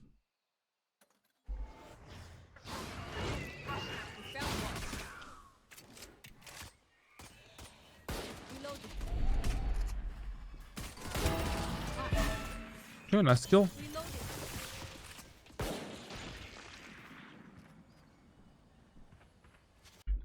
Once again here, you know, like, we need to take in account we're playing against the Phoenix, against Reyna, against the Omen. I cannot be taking that fight from this position. That Phoenix can pop flash me at any moment of time, and if you get pop flash here, you're probably dead. Or that can happen. You know, in this scenario, I would just be going fast There. towards the rubble, taking that angle, anticipating the enemy's flash, and then peeking once the enemy's flash, like, to support my teammates and to help them out. Like in solo, I mean, not in solo queue, generally in Valorant, you consistently need to adapt your positioning and the way that you're playing on attack and defense based on the agents that enemies have and overall team compositions. Like, you know, some angles, some positioning, some gunfights are out of boundaries if you're playing against a certain team composition or a certain character. Here. Reloading.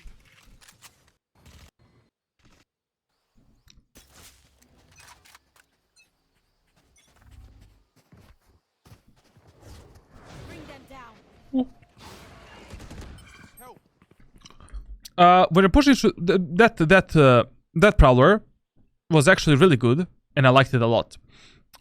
Just one quick advice is that whenever you're pushing through the beaming area of the map, please check the box behind there. So when you're using a prowler with a fade, so you're pushing the B side with fade, and you want to use your prowler like this. Bring them down.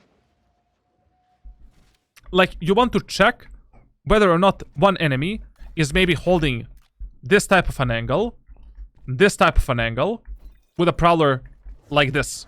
Bring them down. But also, then you're checking that position. With, like, when you're using the fade prowlers, try to maximize the output of your prowlers. So that prowler is clearing majority of the angles, as many angles as actually possible.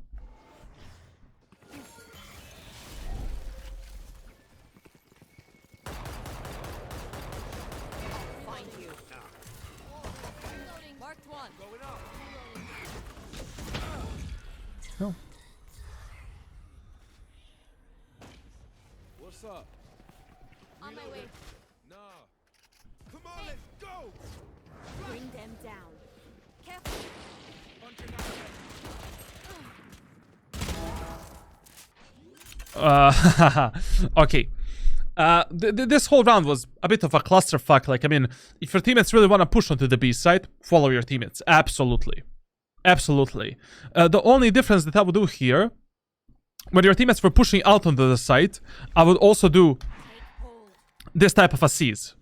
Just so that enemies from the tower cannot peek us as we are pushing through this area of the map. Because enemies can be there, here. Like, there's 3 different angles on 3 different positions from which enemies can kill us at this moment of time. Generally speaking, when you're starting your matches on Lotus, try to focus first on applying the pressure on the C side and testing the enemies on the C side, and then testing the enemies on the B and A. Trust me, majority of the players in solo queue will demolish you here with the utility. They will have some kind of a sentinel utility there and sentinel utility on the C set as well. But on the C set, what is the problem is usually players play only one player on C side. Like, just look at your defender side. On your defender side, you were the only guy playing C side for 12 rounds in a row. For 12 rounds in a row, you were the guy playing C. You know, also, C site is arguably maybe the easiest site where you can play the post plant and where you can actually, you know, defend the spike plant. Now, when you're pushing into the B side, like, as I said, like, I would just do the C's absolutely for the tower position. I would have used the better dog to clear this and to clear this. I also would have used the dog to pressure the enemies into the CT as I'm pushing in or pressuring the enemies there. And now, we are 3v3. Enemies can be here, tower, CT. Planting the spike at this moment of time is very risky. Like, we don't know how well our teammates are going to protect us. Probably in this situation, I would have baited the spike plant before committing to the spike plant. Like, one of the most stupid deaths that you can take in Valorant is that's when you're trying to plant the spike. If you're dying because of a spike plant, you're absolutely stupid. The only time when it is actually okay to die for the spike plant is if you're in some kind of a economy disadvantage or a huge numbers disadvantage. And we need to play on the timer to actually win this round, to play on the spike detonation. But otherwise, you know, it's better to play on the numbers. So you see, this is why I would have baited the spike plant, because you can instantly anticipate that enemies are going to go for the peak. And right now, I would have had a gun in my hands, and I would have been refragging my Sage and refragging my teammates and taking these gunfights that they're taking. But now you're going to end up in a 1 versus 3 because you were not anticipating that type of a play. Actually, Phoenix got a kill. Not bad. This is just a full minimap unawareness. I mean, you know, like here, you know that both of the enemies, both remaining enemies, are stuck in that position there. Why would I swing 2 enemies that are stuck there in a clean 50-50 fights? I mean, right now, you have a seize available. Like, I plant the spike, I can easily come up here, take this off angle, do the seize onto the enemies, and then kill enemies, surprise them. What's up? Player standing. Okay. What's up? Charlatan, what to do in her situation, round 5-9? They got walled, slowed, etc. Always wondered. If you think that enemies didn't rotate yet, I would commit to the push. If you think that enemies rotated, you either cut the noise for 20 seconds and you reheat the same site, or you try to fight for some other map control. Like on Lotus, you can, you know, if you get walled in the B main, you can quite easily just, you know, go use the rotating doors, go towards the C side. If you think that you pulled out the rotation from C to here, and that enemies are rotating towards the B, just open the doors, go C. Anyway, C is, you know, something that you should prioritize during your gameplay on Lotus. Fall back. No. Going A. Marshall, huh? Let's rotate. This is gonna be interesting. Watching here. Sometimes, in these, like, unfortunately in solo queue, if your teammates are not following the common rules of economy, then these common rules cannot be applied to our economy management. So what do I mean by that? Like, in this round, if your teammates are forcing, you're forcing with them. Right now, I would have bought the Vandal, I would have bought the Light Shield, and that's it. Like, I would have forced with my teammates. If your teammates are not following the common rules of economy, you're following the rules that your teammates are dictating. Let's rotate. Watching here. Sometimes on Lotus, like, I also love to force as an eco weapon the Marshall, because I feel that it is quite easy to get a kill, by doing a fast peek here and deleting that enemy there, or by killing the enemies that are playing this common angle there. So, forcing a Marshall as an eco weapon, it's okay if you have the knowledge that enemies love to abuse some of these, very, very common positions on defender's side. Just to delete one enemy, make the numbers advantage, and, gamble on that card. But in this round, I would have just went with the Vandal and Light Shield. Like, your teammates are forcing. Quiet. Quiet. That peak can be a bit better, a bit more, movement can be better, aim can be better, crosshair placement can be better. Like, the peak needs to look like this.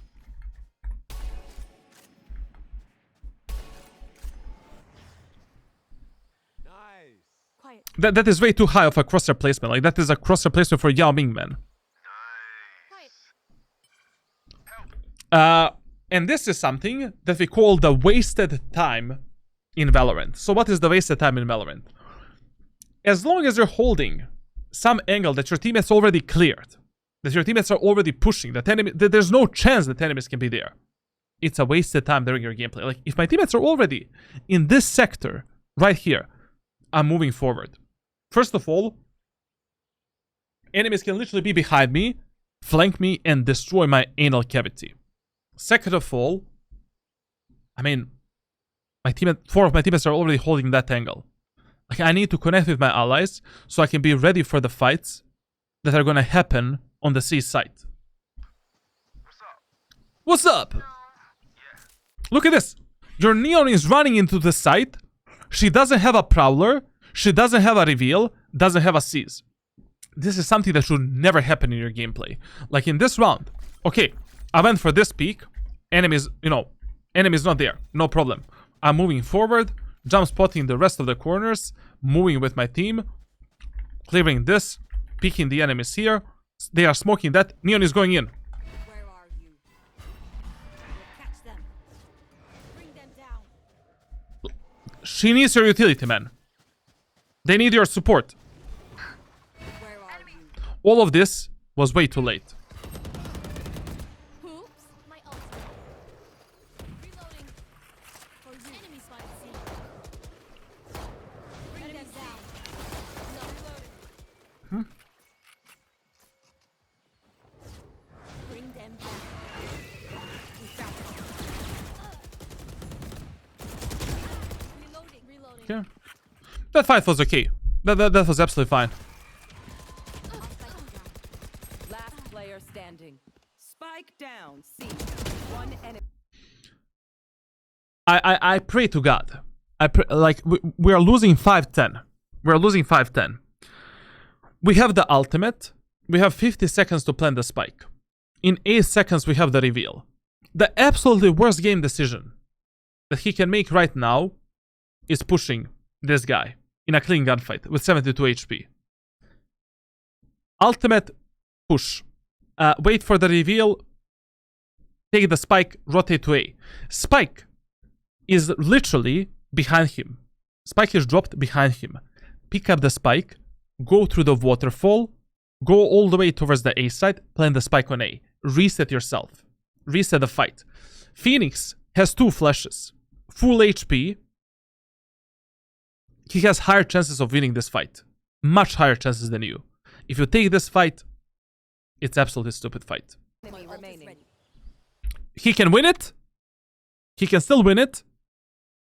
But it is smarter to play Valorant in the way that I'm teaching you. To simplify your rounds, to rely on consistency instead of relying on this one tap that can. Plus, you know, let's be honest, there's so RNG factors in mechanical skill of Valorant. I don't know why is this called a tactical FPS shooter? This is an RNG shooter. Just a second, Valorant servers cannot run forever. Everyone is afraid of something. I have the spike. Okay. Love it, love it, love it. Okay. Right now, we lost. Just a second, I need to come back. Okay. He actually didn't push. He didn't commit to the fight. Like it. Don't worry, everyone. I won't tell them what scares you. Promise. My ult is ready. 30 seconds left. Now, he took the spike. He planted the spike in this corner right here. He lost the information on the Phoenix, but he has the reveal. Whenever you have the reveal, and you end up in some kind of a corner, in some kind of a pinch, and you need to reposition yourself, reposition yourself. Staying in that corner and peeking that Phoenix from here and from here is the worst thing that he can do. Planted. You see, this is why you're losing the games in Valorant. This is why you're losing the rounds, losing the life, etc., etc. Because you're consistently putting yourself in situations where you can die based on timing and based on luck. Like right now, Phoenix can peek Waterfall, peek CT, he is dead. If he wanted to do this push towards the CT, he needed to put a reveal in the Waterfall, and vice versa.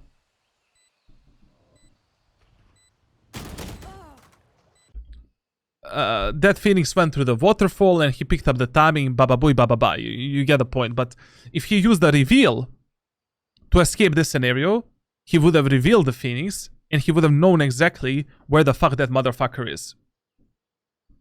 Use your brain, use your utility, think in different direction, expand yourself as a player.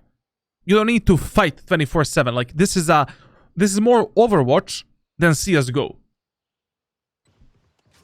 Another.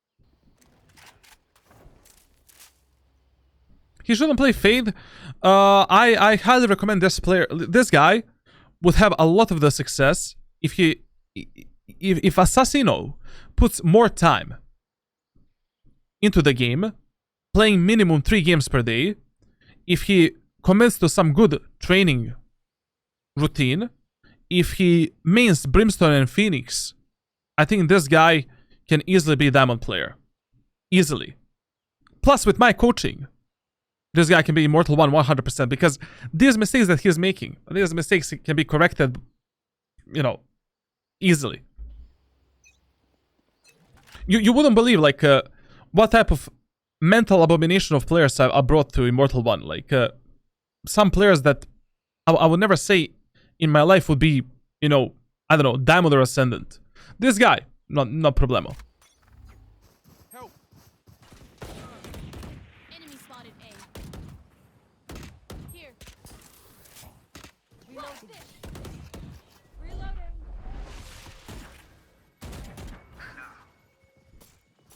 Help! My ultimate. Come on, let's go! There, take them. Mark 3. What you guys there?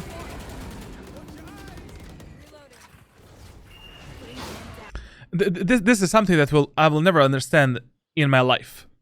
We know, based on the previous rounds, that enemies play only one guy on the C site. Only Omen is playing C site. And instead of pushing C and abusing the C, let's go A. Yeah, fuck it. Let's go A. Let's push A. The area of the map that requires very high utility usage, very good crosshair placement, and I'm expecting from my silver and gold player teammates, they're gonna play this perfectly. Bro, right now, this is gonna be a shit show.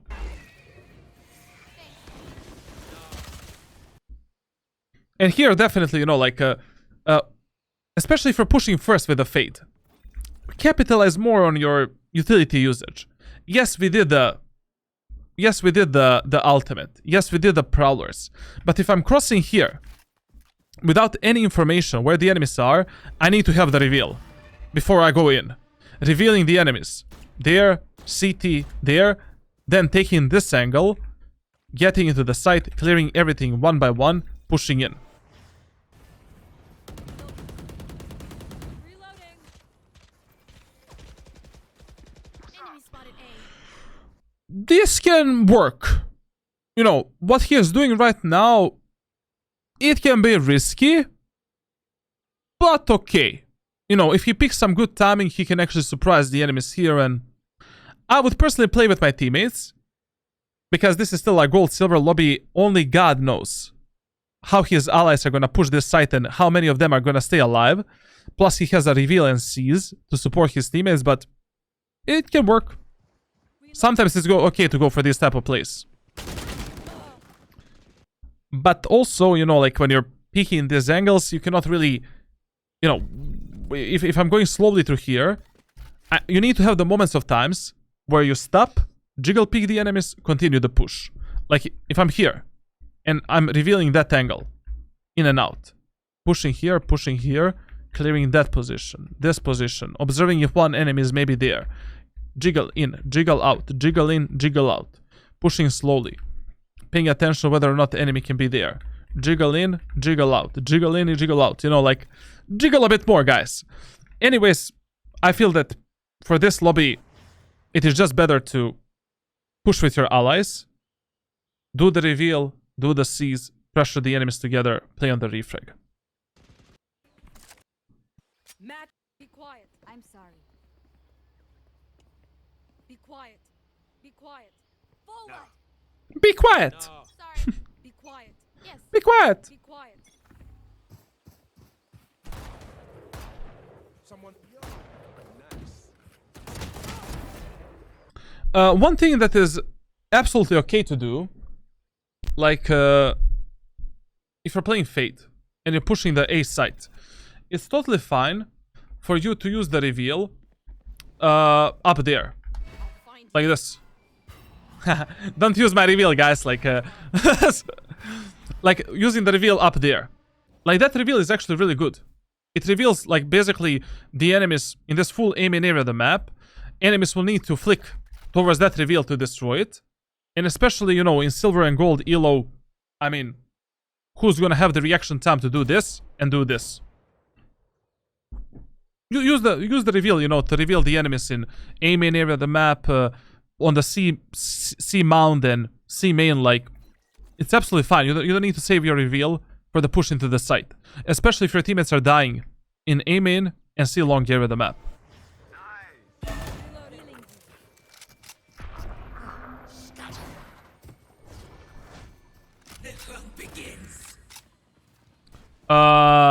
You know, if my jet is running into the C spawn with a spike, hunting the enemy omen that just teleported somewhere, you need to follow that jet. If she loses the spike, this round becomes 2 times harder than it should actually be. That's why, in these silver and gold lobbies, I would always prioritize carrying the spike myself, no matter what the fuck I'm doing.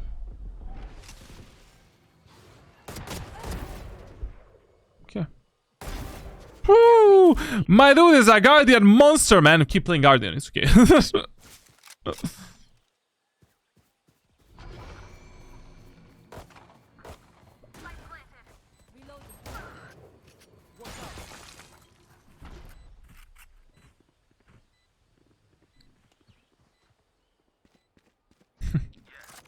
They're saying in the chat, like, what they're saying in the chat is like, his team is saying like, Fate go for the ace, and then the jet is saying steal day, steal it. Okay. Generally speaking, like, you know, fuck the aces, fuck the clips. Like, your point in ranked solo queue is to win the matches. Like, nobody's watching you, nobody cares if you hit an ace. The only thing you should care about is hitting that radiant as soon as possible to flex it for the e-girls. Nope. Nope. Reload him. Nope. Nope. Yeah. Nope. Also, if you're pushing a main area of the map, and you have a Guardian, and you notice that enemies are abusing that angle quite often, it's completely fine to try to go maybe for a kill there. By abusing, you know, this penetration. Like, this spam is very OP, and you can easily find a kill onto enemy that is playing there. I mean, the whole Lotus map is made out of plastic, basically, like out of paper. Like, basically, you know, that is spammable. This is fully spammable. This is fully spammable. Like, when you're retaking the B site, you can spam this position here. And, you know, kill the enemies there. You can kill the enemies on the side there, here. Like, this wall is spammable. Like, abuse these spam positions, you know, to clear the enemies and potentially get a kill. It's okay sometimes to do it. In Valorant, the more things you try, the more success you're gonna find. If you're never trying anything, how the fuck you're gonna find some success? Nice job. Someone's A. What's up? Joke's over. This here, this position right here is the most important spot to spam. Like, if you're retaking the B site and you don't have info on this position, you just do this. You know, you fully clear that angle. Dead. Get back. Reloading. What's up? Need healing.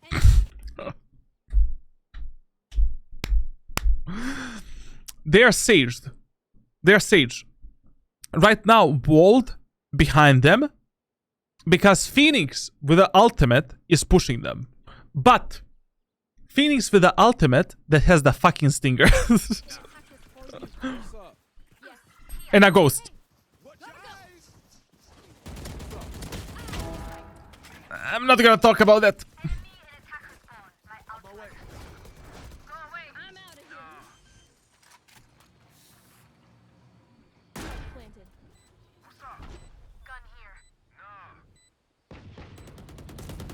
One enemy remaining. My ult's ready. I'll find you. Reloading. Reloading. Listen, Assassino, brother.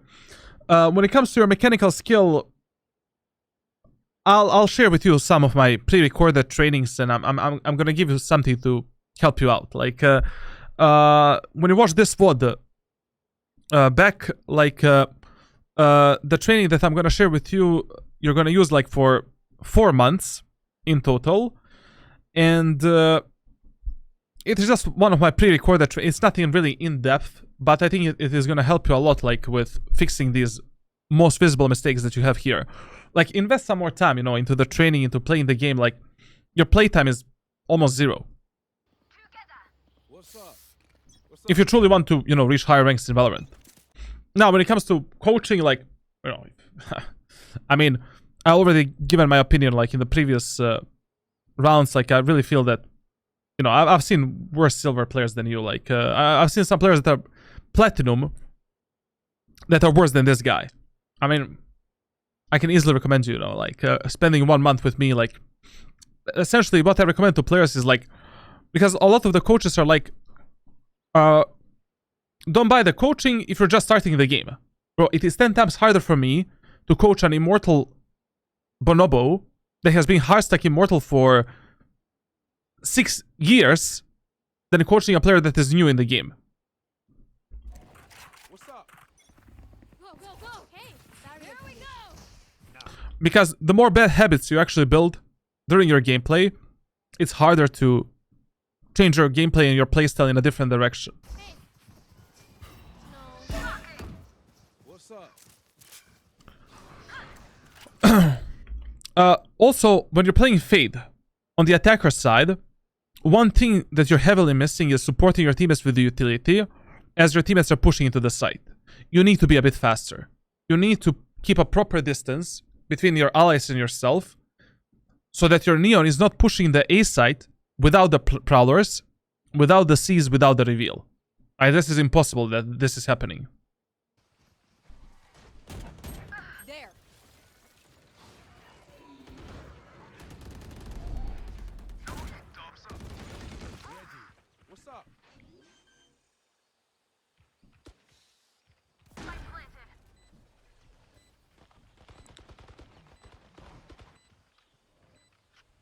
There. I don't know if there is any communication in this world, but I guess nobody is speaking. I mean, right now I'll be yelling to my teammates like, guys, there's a Phoenix in the doors, there is Omen in the doors. You know, guys, enemies are literally behind you.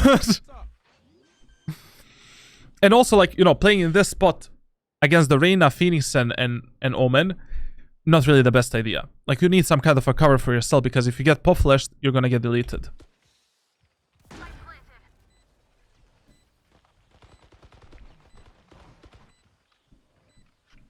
There. And what happened for him here is just a very classic, you know, mistake of low elo players. Like, if you see two enemies on your screen and you're gonna fight two enemies in the same time, crouch option doesn't exist for you for the first kill. You're taking the first kill without crouching, and for the second frag, when you're transferring your spray onto the second enemy, you can crouch down to compensate for your recoil and spread of the weapon. But if you crouch in the first gunfight and the second enemy engages you, you're extremely easy target for that enemy, especially in the low elo lobbies where the crosshair placement of the enemies is usually at the body level. Like here, he died only because of the crouch. Like, if he didn't crouch, he would have killed the Phoenix easily. But Phoenix literally had a, you know, crosshair placement for her for his head.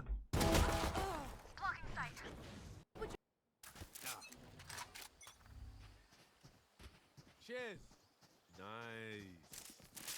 Nice, bro. Come on, let's go. Take this. I'm out of here.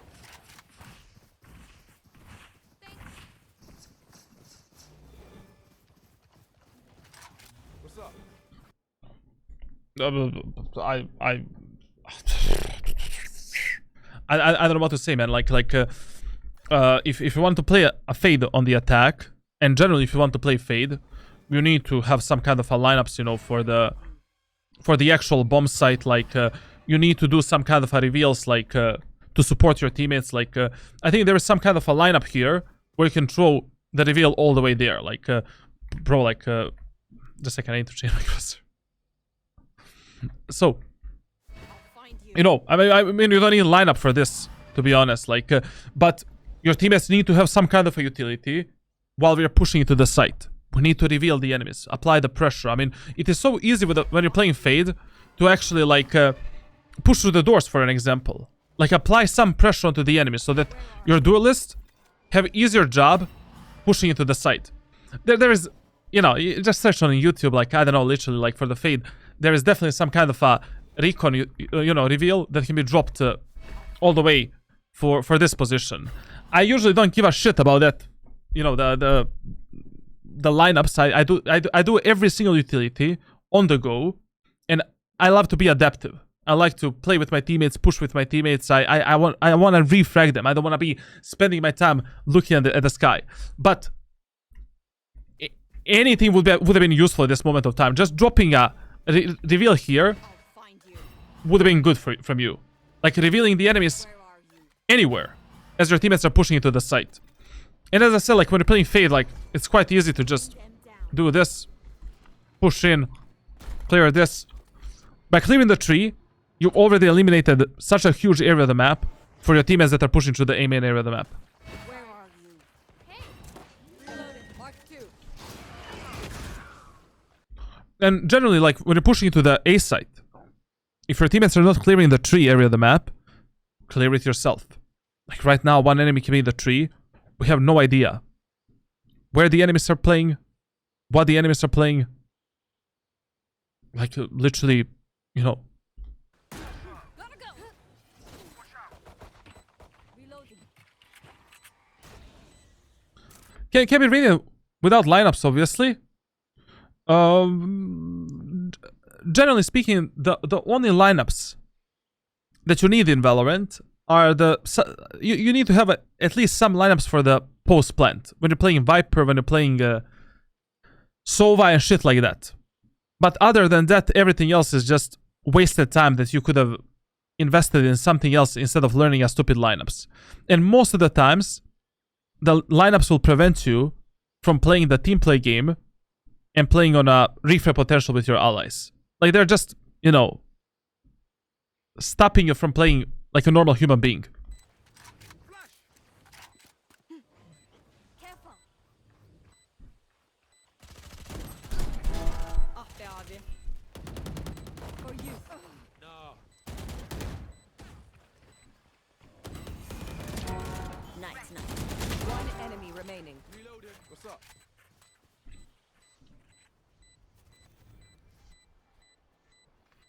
Going up.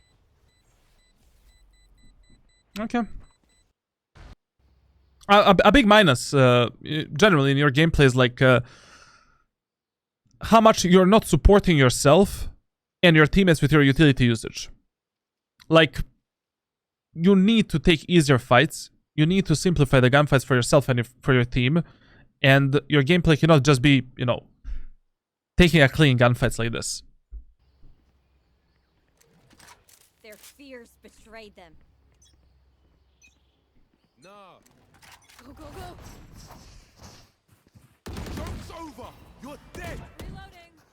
Reloading. Here, I'm out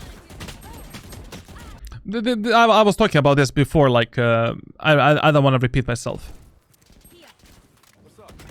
Yeah. Nah. Yeah. Blocking sight. May I ask, what is this, bro? Did the enemy stage just wall through here? What? Coming through. Mare, take them. Yeah. Finally, some good utility. Okay, okay. Enemy kill. Blocking sight.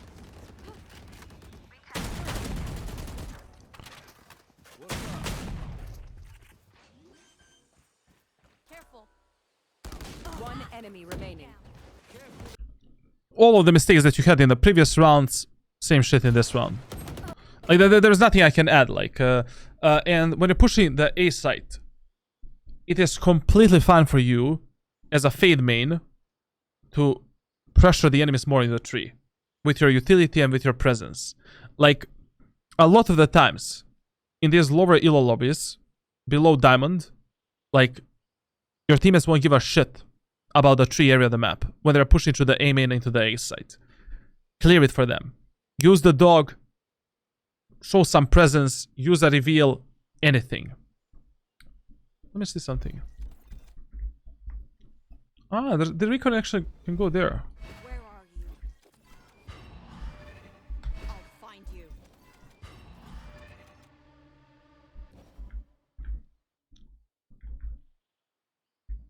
There.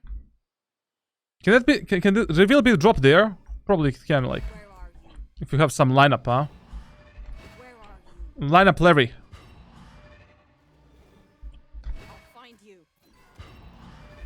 Where are you?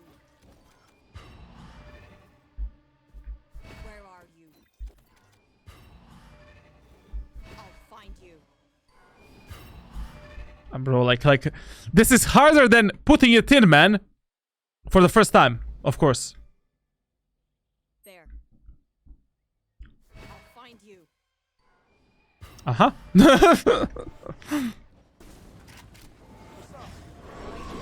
take them! Yo, Eddie Boy, welcome stream, man. Enemy kill. Blocking Is this the same run? Yeah, this is the same run. reloading. Yo, Kali Poo Poo! Thank you all for the sub, man. Thank you all for tier 1.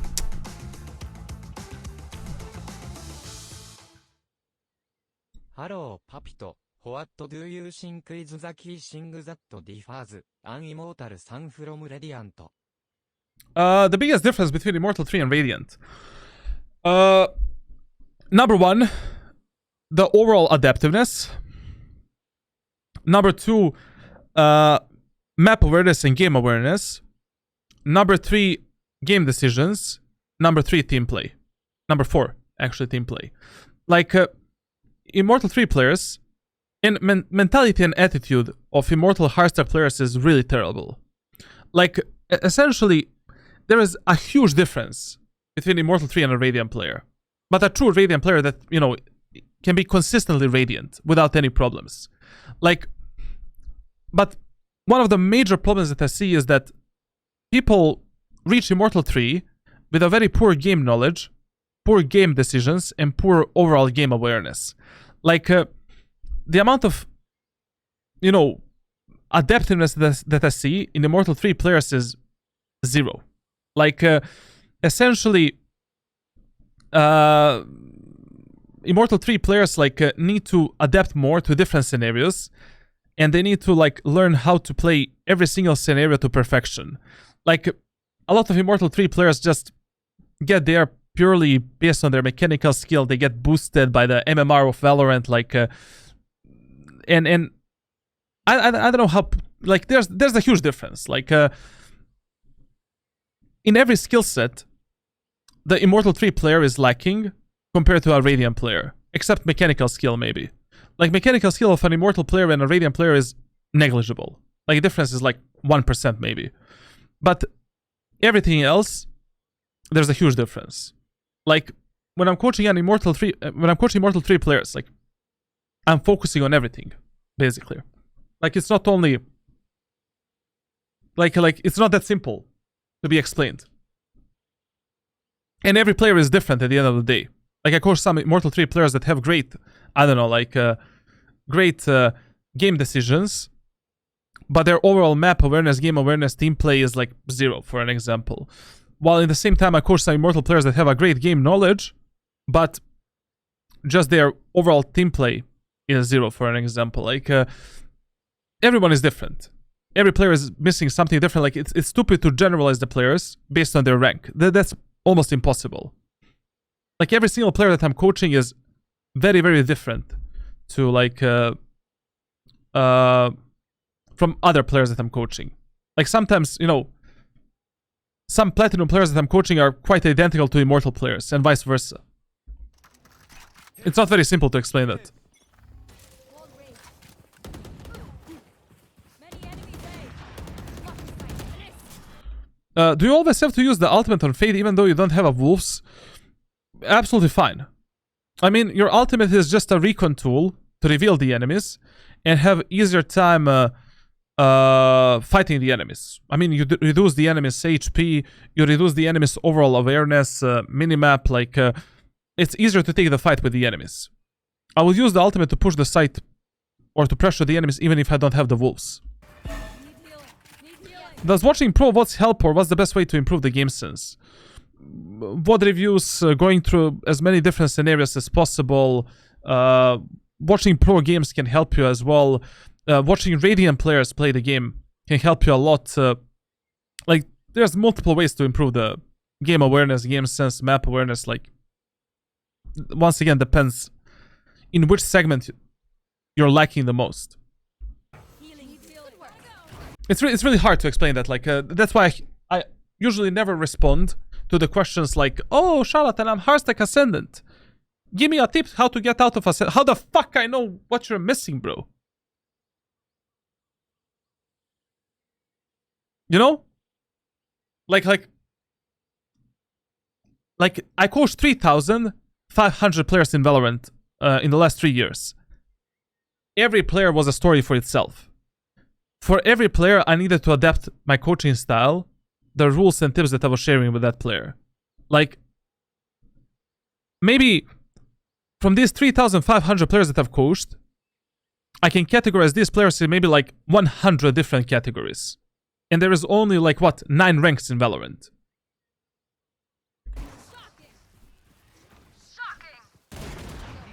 What's up? Face your fear. Yeah, Lava Day, like, I just realized that, like, myself, you know, it's probably easier to do this lineup from here, from the rubble, instead of what I was doing. Where are you? Yeah, this is quite easy, bro. I'll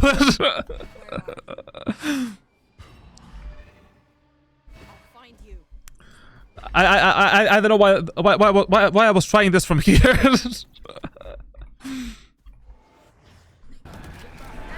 I mean, when it comes to these lineups, like, usually I tell the, Stanley Official, thank you all for the raid, bro. Listen, when it comes to these lineups, like, when I'm coaching the players that are playing Sova, Fade, etc., etc., like, I'm actually forcing the players to find the lineups themselves, and then I'm explaining them which lineup is good, bad, or optimal, depending on their distance between their allies and the enemies. Like, these you can find enormous amount of these lineups like on YouTube, and it's stupid for me in my coaching sessions to focus on fucking lineups. Like, there's so many better things that we can actually improve for you and focus on. I've seen you on TikTok. I've also seen you on TikTok. Weird.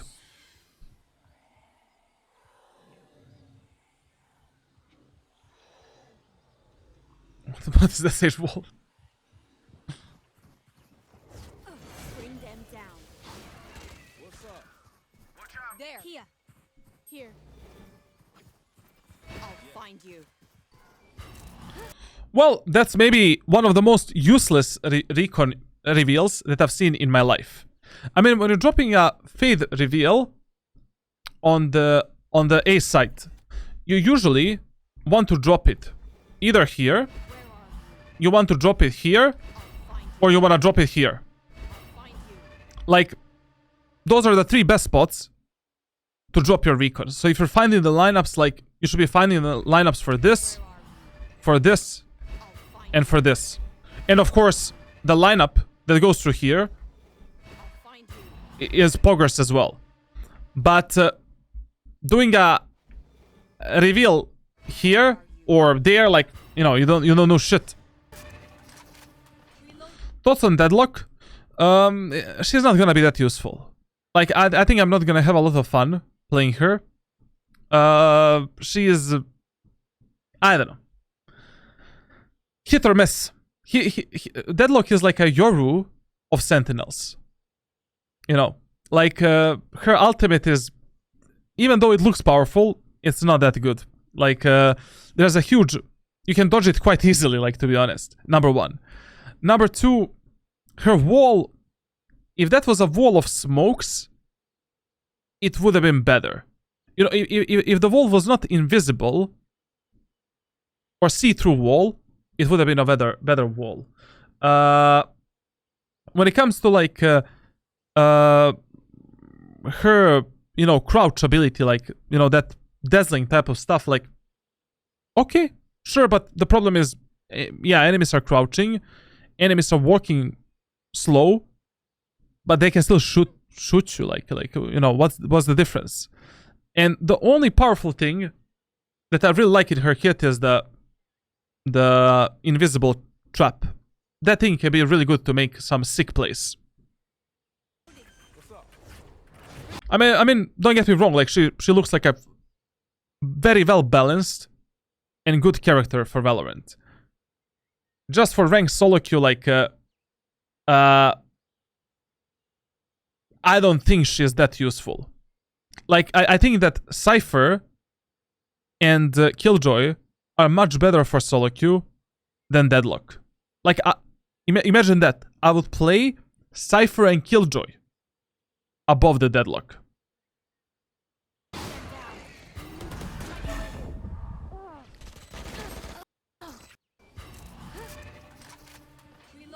What's up? Just one final note here. In the future, if you're playing Lotus and you notice that your teammates are not clearing the tree area of the map and you're playing Fade, apply some pressure here. Do the lineup for the reveal into the tree. Open the doors, do the dog, clear the tree. You can clear it yourself without any problems. We cannot push into the A site, start planting the spike without knowledge whether or not enemies are here and without clearing the tree area of the map. That applies to any scenario and any agent that you're playing. Like, if you notice that your teammates are just pushing through the A main and pushing like this, no bueno. Like, we need some information here. anything, some pressure. I don't know, at the end of the day, using a Molotov here, using a dog there, like anything. We need to reveal the, we need to clear the tree area of the map. We need to split the A site. Like, it's impossible, like, I don't know, like, it's just impossible to push into the A site, end up in this position here, end up in the crossfire here, here, and here, without pushing through the rotating doors. It's really hard to push the A site without the control of the tree area of the map. So you need to fight for this control, push into the site. For example, it is better if you're pushing S5 through the stupid doors without the main control, instead of doing vice versa. At least you can clear all of these angles one by one. But if you're pushing S5 through here, that's a bit of a Sudoku. Like, you know, enemies can kill you from the CT, from the tree area of the map, from the tower, from here, from here, from here, from here. And you're not using any utility to actually reveal the enemies, to pressure the enemies, and your utility usage with Fade is 0 points. And as a final point, in this VOD review, I would recommend you for this elo, for silver, gold, platinum, bronze, use something more simple than Fade. Abuse the Phoenix. You're very good on Phoenix. I've seen your statistics on Phoenix, they're good. Probably your executes, your pushes, and utility users is shit, but at least you're performing better on Phoenix than on Fade. Use the Brimstone. On Brimstone, you have like 85% win rate in 8 matches, 9 matches. Like, simple agents that can be self-sustainable in lower elo lobbies are always better than complicated agents that are team play oriented. You're gonna easily escape these ranks if you're playing something like that. If you're playing Fade in silver, you know, like, it's gonna be hell of a time, to be honest. Like, especially Sage. Like, I mean, you're playing Sage and Fade. Come on, man. Like, pick up that Phoenix, pick up that Brimstone. Like, you'll dominate these boosted bonobos. And I'll send you the training routine that you're gonna perform for the next 4 months when it comes to your aim, when it comes to your overall game awareness, when it comes to utility usage, and I recommend you to stick to that routine for the next 4 months. That's it. Hope you learned something new. Now, if you want to get my coaching, you know, these VOD reviews are just basic VOD reviews. Like, I'm not really going that much in depth, even though we spent 2 hours and 10 minutes reviewing a Silver 2 Fade on Lotus. Join my Discord server. Also, my Discord server, I'm organizing free VOD review giveaways and generally giveaways on every 50 Twitch subs. So you have a chance to win some free stuff as well. And that's it for this VOD review. Like, you know, bye-bye.